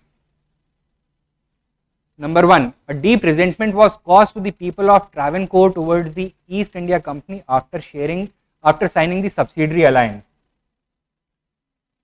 Now this is correct. Travancore signed the subsidiary alliance with the East India Company in 1806. It had been promised equal status with the company. But after the signing of the subsidiary alliance, the people as well as the ruling class of Travancore soon discovered that this was designed to be an unequal alliance. The British, as soon as the subsidiary alliance was signed, came and created a strong military base in the territory of Travancore and started to demand illegitimate proceeds from the rulers of Travancore. So this caused a great degree of resentment. 2. Pagalpanthi was a tribal movement that fought against the oppression of the zamindars. This was not a tribal movement. This was a peasant-based socio-religious movement, socio-economic and religious movement. Okay? So it was not a tribal movement. 3. The Surat salt agitation succeeded in the withdrawal of increased salt duty. This is correct. So this was not part of Gandhiji's salt satyagrah. This happened much before. The government had introduced an additional salt duty on the manufacture of salt, manufacture and sale of salt. This was resented by the people who became active against it. They demonstrated and it was finally withdrawn. So which of these statements are correct? 1 and 3 only. तो correct ये वाला नहीं है correct. यहाँ पे option correct नहीं दिया हुआ है. It is 1 and 3 only.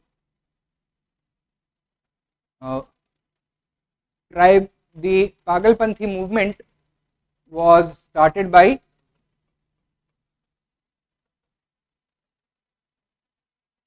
Karim Shah.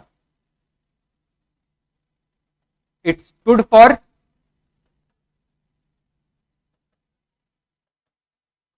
religious tolerance, peaceful coexistence, and universal brotherhood.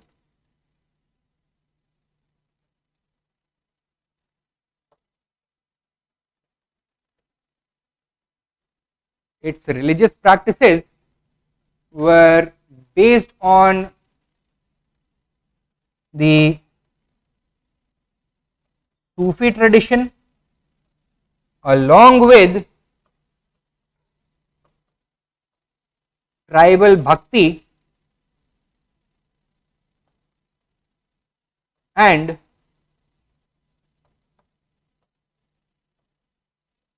nature worship.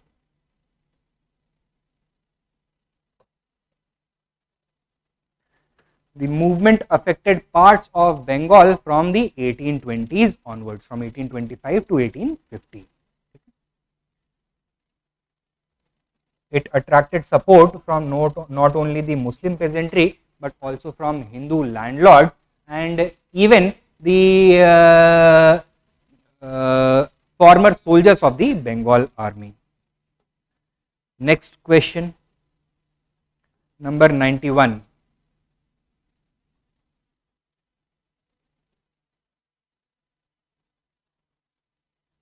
With reference to the coal mutiny, consider the following statements.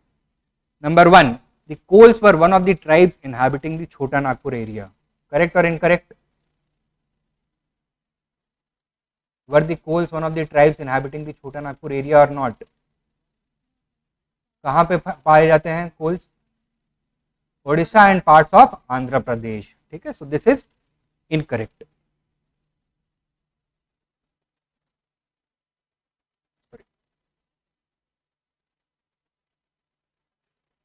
Number 2, large scale transfer of land from coal headmen to the British Empire caused the coal mutiny. This is correct. Now, after British rule was extended to the coal tribal region, once again the British followed the same strategy that they had tried to follow with the Santhals. The coals were evicted and the coal tribal lands which were under the protection of the coal headmen were now taken from them. They were transferred to the British. This had caused a great degree of resentment. So, which of these statements is correct? B, 2 only.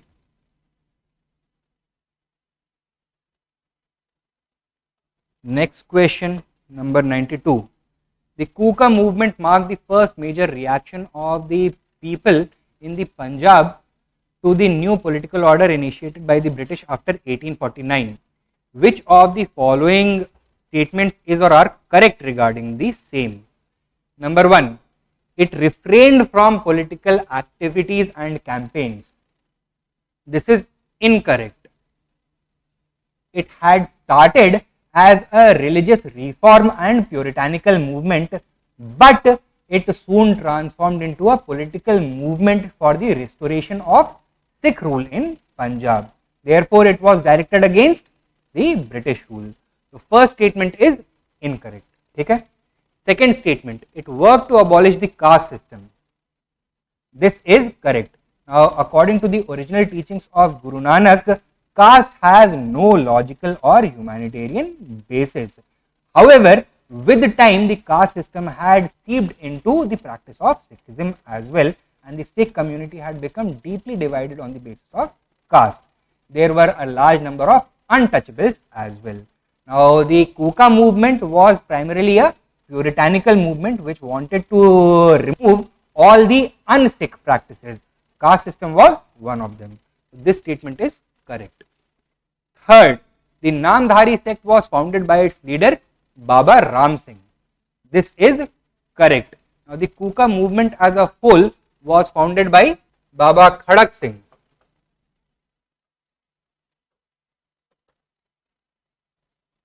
But it was given a new direction by Ram Singh Kuka or Baba Ram Singh, who started the Namdhari sect as a subsect within the Kuka community. How could you identify the members of the Namdhari sect? They rejected all forms of formal worship, and the only form of worship which they considered to be sanctioned was the repetition of the name of God. That is why the name Namdhari. Okay? So, which of these is correct? 2 and 3 only.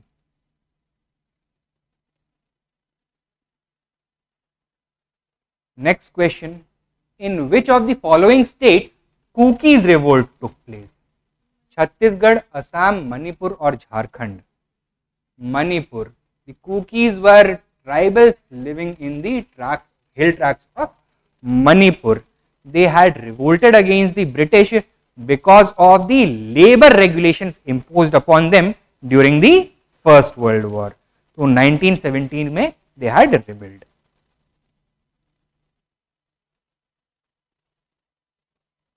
Next question, number 94. Which one of the following statements about the ishtihar issued during the revolt of 1857 is correct? Now, ishtihar का मतलब क्या होता है? Advertisement. But a large number of ishtihars were issued by the Muslim rulers in the backdrop of the Great Revolt of 1857. These acted as proclamations.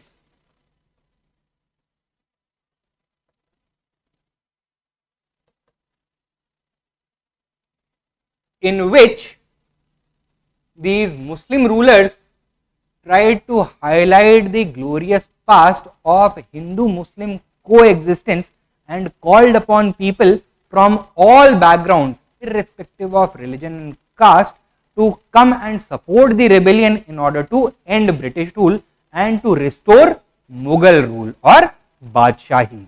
Okay? So that the Hindus and Muslims of India could live in dignity. So it was seen as a fight for survival for both Hindus as well as Muslims, or at least that is what the Muslim rulers tried to project their struggle as. So अब बताओ, did these ishtihars glorify Muslim rule in India? No. They glorified the coexistence of different communities under the Mughal Empire? Yes. This is correct. Correct answer is B. Next question. Number 95. The Azamgarh Proclamation refers to, number 1, declaration by the rebels of 1857. Yes or no? Yes. So, the revolt had broken out at Meerut under soldiers. What was their first act?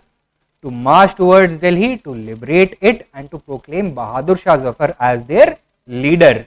And through Bahadur Shah Zafar, they made a proclamation in August of 1857 that is popularly known as the Azamgarh Proclamation. So it was the declaration by the rebels of 1857. Number 2, the statement by the leader of the underground movement in the revolt of 1942. ये सही है Azamgarh proclamation के context में? This is incorrect. तो this was not true. Azamgarh proclamation है 1857 में. ठीक है. Revolt of 1942 is nothing. They are talking about the Quit India movement, which had a component of revolt as well. So revolutionary tendencies were present. Violence was being used on a major scale. So that is why they have called it Revolt of 1942. So correct answer is A. Sorry, the question is which of these are not correct. ठीक है. So correct answer is B. 2 only. Not correct. 2 only. It took place in Delhi only, but it was popular because Bahadur Shah Zafar never left Delhi, but it is known as the Azamgarh Proclamation. The reason don't ask me because I don't know. थोड़ा research करना पड़ेगा उसके लिए.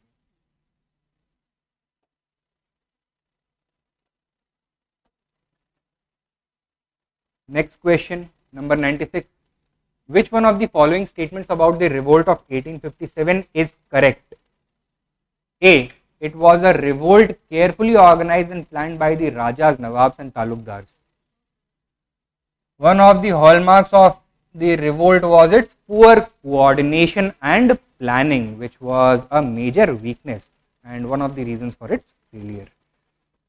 B. Rumors and prophecies did not play any role in its outbreak and spread. False once again. Rumors and prophecies played a major role behind this revolt. Rumors such as the mixing of cow and pig fat in the greased cartridges to be introduced with the Enfield rifles. Prophecies such as, नहीं, prophecy का मतलब होता है कि आगे होने वाली घटना को पहले से बता देना. That 100 years are being completed of British rule in India. 1757 Battle of Plassey took place 100 years ago, and as soon as 100 years happen, the British rule is going to end. Okay? So this played a very important role in mobilizing the people. C. The rebel proclamations in 1857 repeatedly appealed to all sections of the population irrespective of their caste and creed. This is correct.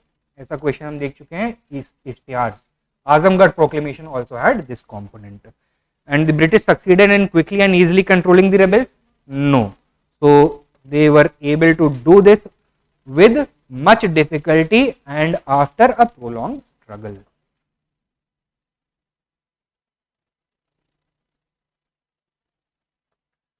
Next question, number 97.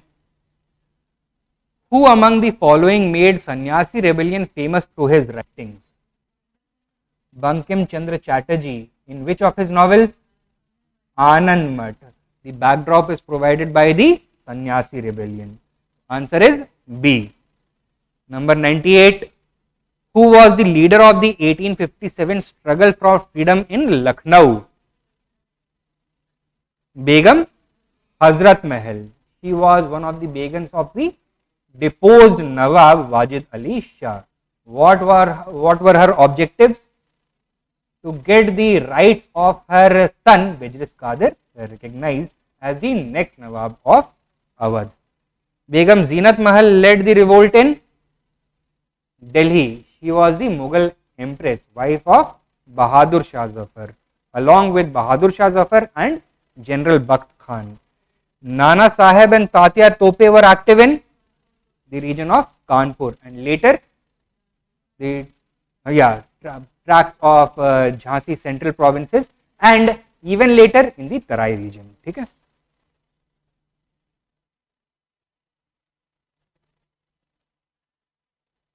Next question, number 99.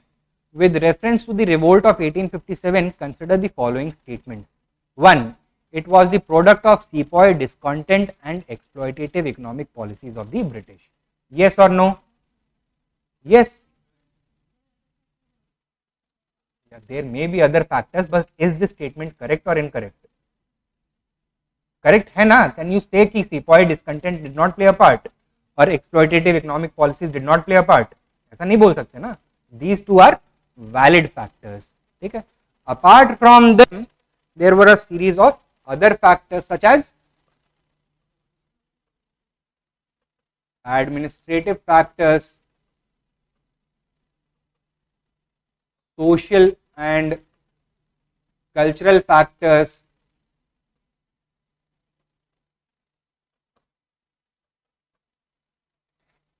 military factors,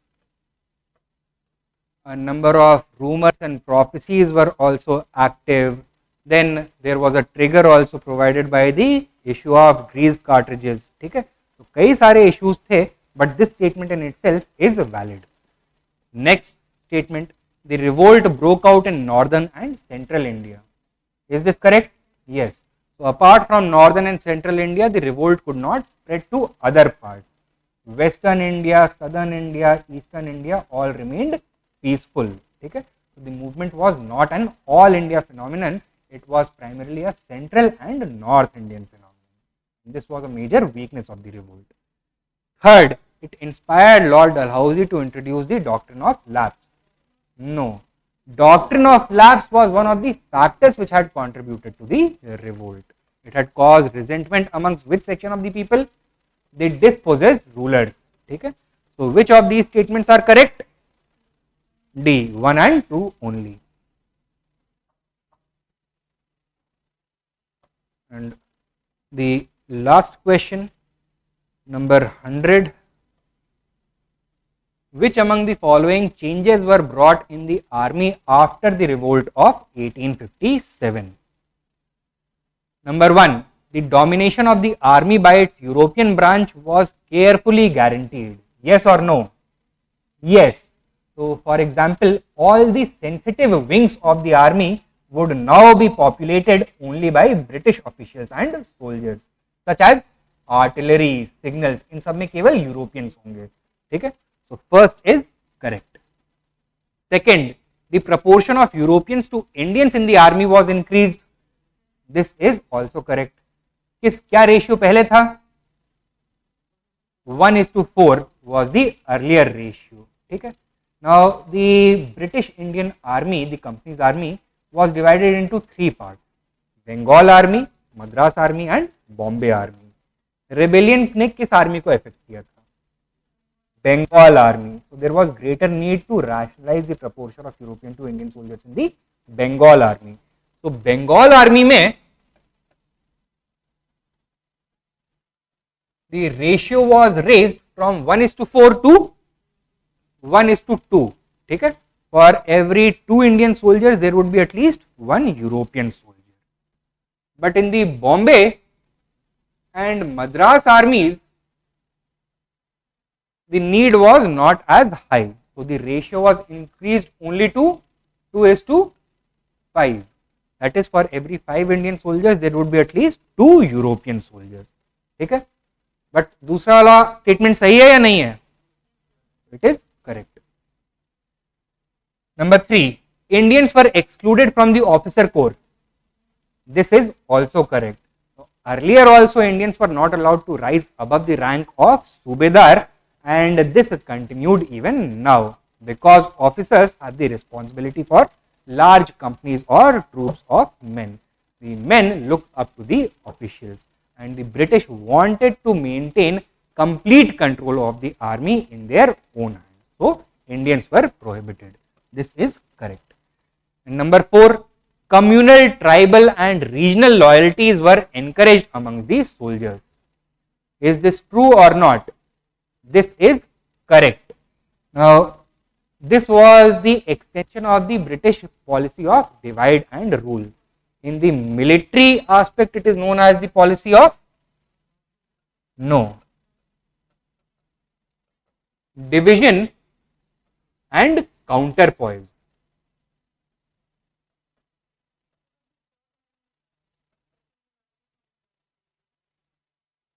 नहीं, ऐसा नहीं है that they stopped expecting any loyalty from the soldiers. In fact, it was Indian soldiers of the British company's army who had played the most active role in suppressing the rebellion also. So while the soldiers from Awadh and Bengal and Bihar were rebelling, other soldiers from among the Gurkhas, the Rajputs, Sikhs, Pathans, the Marathas, they were brought in to suppress the rebellion. So people or the soldiers from regions which had remained loyal, they were encouraged to join the army in the future, while those areas which had rebelled, Bengal, Bihar and Awadh, they were precluded from joining the army. For that, a myth was introduced known as the myth of martial races. क्या था ये myth? That there are a few races of Indians who have a natural tendency for becoming good soldiers, and all of them come from which kind of regions? Wheat eating or rice eating regions? Wheat eating regions. तो rice eating regions को avoid करना है. तो rice eating regions कौन कौन से हो गए? Bengal, Bihar, Awadh. What was the real reason? These were the people who had rebelled, so they could not be trusted upon. ठीक है, बट एक मिथ इसको लगाया गया to justify this discriminatory policy. Policy of division and counterpoise, on the other hand, is something entirely different. Before this, how were the British companies, regiments and armies, regiments and companies organized? क्या नाम होते थे उनके? 3rd Native Infantry, 34th Native Cavalry, etc. Right? अब नए regiments बनाए जाएंगे on the basis of community identity, regional identity, linguistic identity, caste identity, such as Pathan regiment, Sikh regiment, Gurkha regiment, Rajput regiment, Mahar regiment. क्यों कर रहे हैं ऐसा? To keep these soldiers divided, to not allow any kind of sympathetic values or emotions to develop between one faction of the army and another, so that if one section of the army rebels, the others could be brought in to easily suppress them, and to suppress them they would not even feel any pain doing that. ठीक है, so a feeling of competition and even hatred was deliberately cultivated among different sections of the army by promoting communal, tribal and regional loyalty in place of a larger Indian loyalty. ठीक है, this is known as the policy of division and counterpoise. So this is also correct. Correct answer क्या है? 1, 2, 3 and 4, 49. ठीक, clear? Any doubts? All right.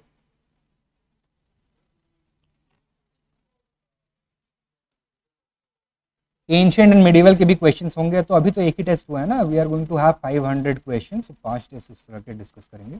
We are going to have 1 more test on modern India and 3 test on ancient, medieval and art and culture.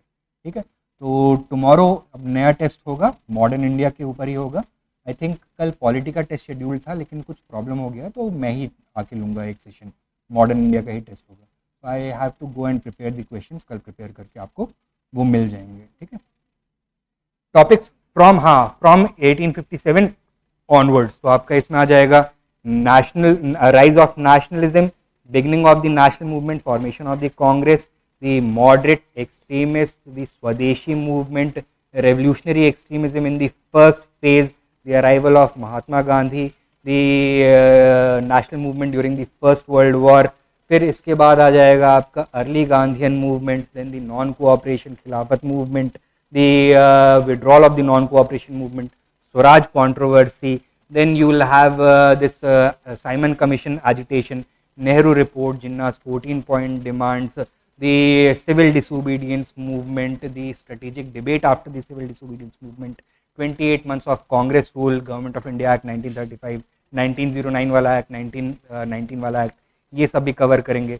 And then finally India's march towards freedom and partition 1940 से 1947 के बीच में जो जो important developments हुए हैं, such as August offer, individual satyagraha, Cripps proposal, quit India movement, ये जितना भी सब है ये सब कवर करेंगे right up to independence and partition. तो 100 questions on that topic we are going to discuss. Once again दो पार्ट्स में क्लास को लेंगे, 50 एंड 50 क्वेश्चंस, ठीक है। I will prepare the test today, कल आपको मिल जाएगा, कल यहाँ पे इसी समय 4 PM ऑनवर्ड्स क्लास भी होगा, ठीक है। All right, thank you. Online students, may I take your leave or do you have any doubts?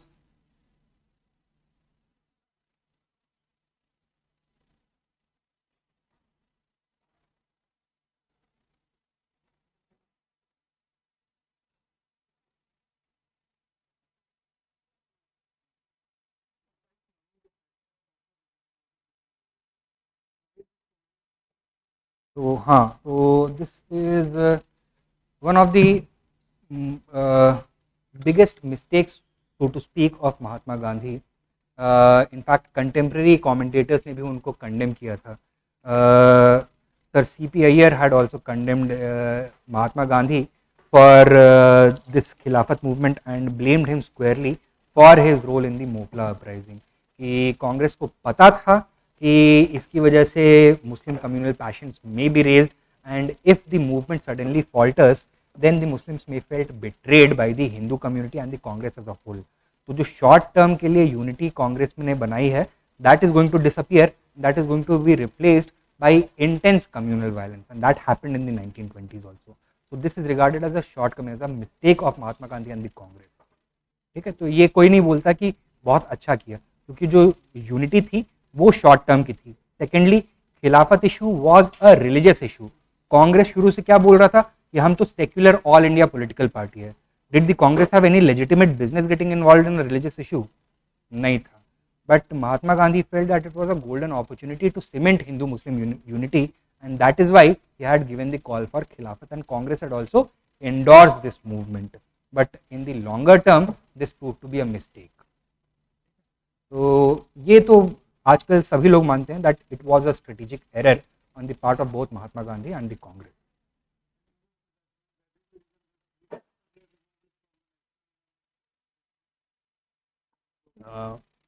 किसने? हाँ, तो अब देखो,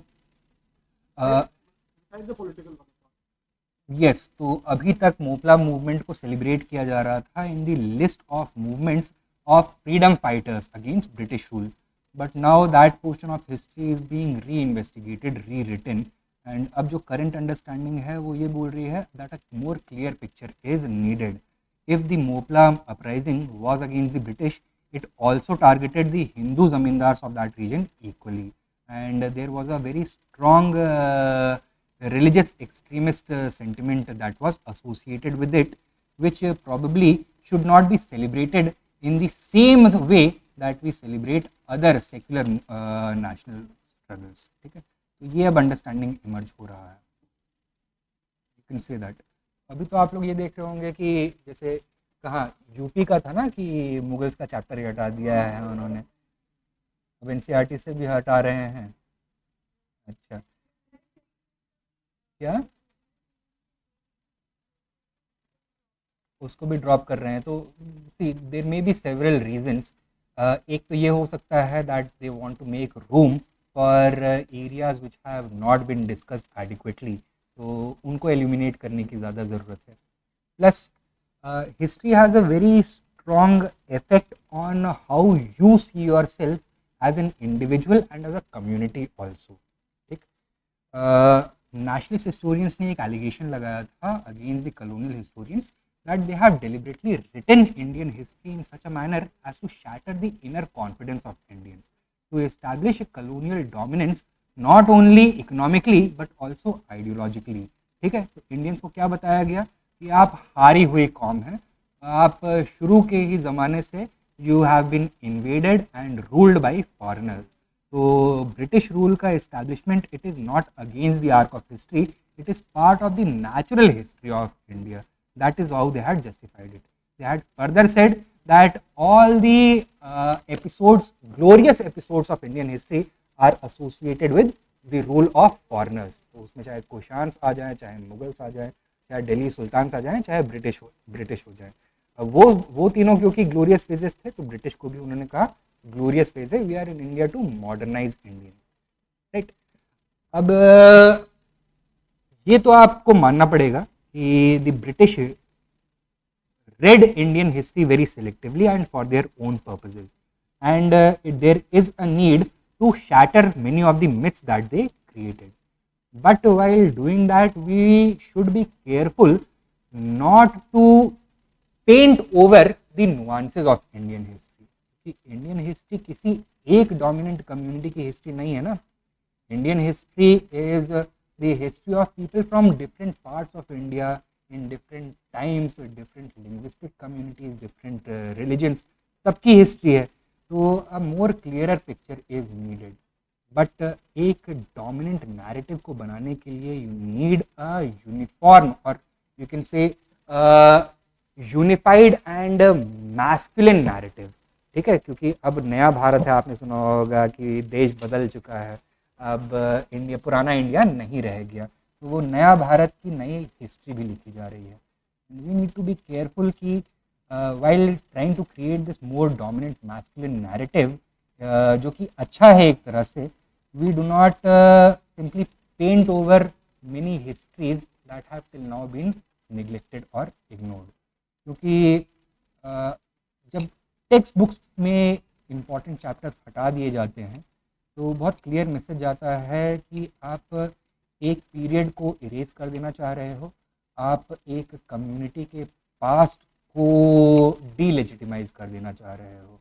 You are trying to simply minimize the contributions of that community and their ancestors, क्योंकि अलग अलग communities अलग अलग periods of the past से अपने आप को associate करते हैं, and there is nothing wrong with it also.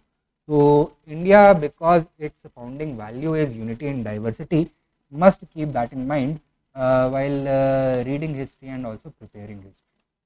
That is अब वो देखिए आगे क्या क्या होता है।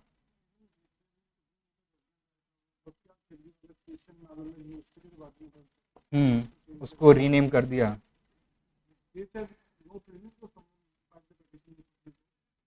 हाँ, तो देखो वही है ना, सी practical needs of governance are going to clash with these ideas, जो कि historically, फॉर एग्जाम्पल रीनेम करने का फ़ायदा क्या होता है कि आप एक ऐसे पास्ट से अपना नाता तोड़ रहे हो which is seen as a stigma against your people. ठीक है, तो मान लीजिए कि इलाहाबाद को रीनेम कर दिया गया प्रयागराज, तो क्यों किया गया, क्या ज़रूरत थी? अब all the Hindi literature right from the 16th century has referred to Prayagraj as Allahabad only. ठीक, तो ज़रूरत क्या पड़ी करने की? Because you feel, or people who propose that idea, they felt that it is important to do so in order to reaffirm the real cultural heritage of that region. अब वो लड़ाई पूरी वही है कि वहाँ का रियल कल्चरल हेरिटेज क्या है, इज इट इलाहाबाद और इज इट प्रयागराज। ठीक, तो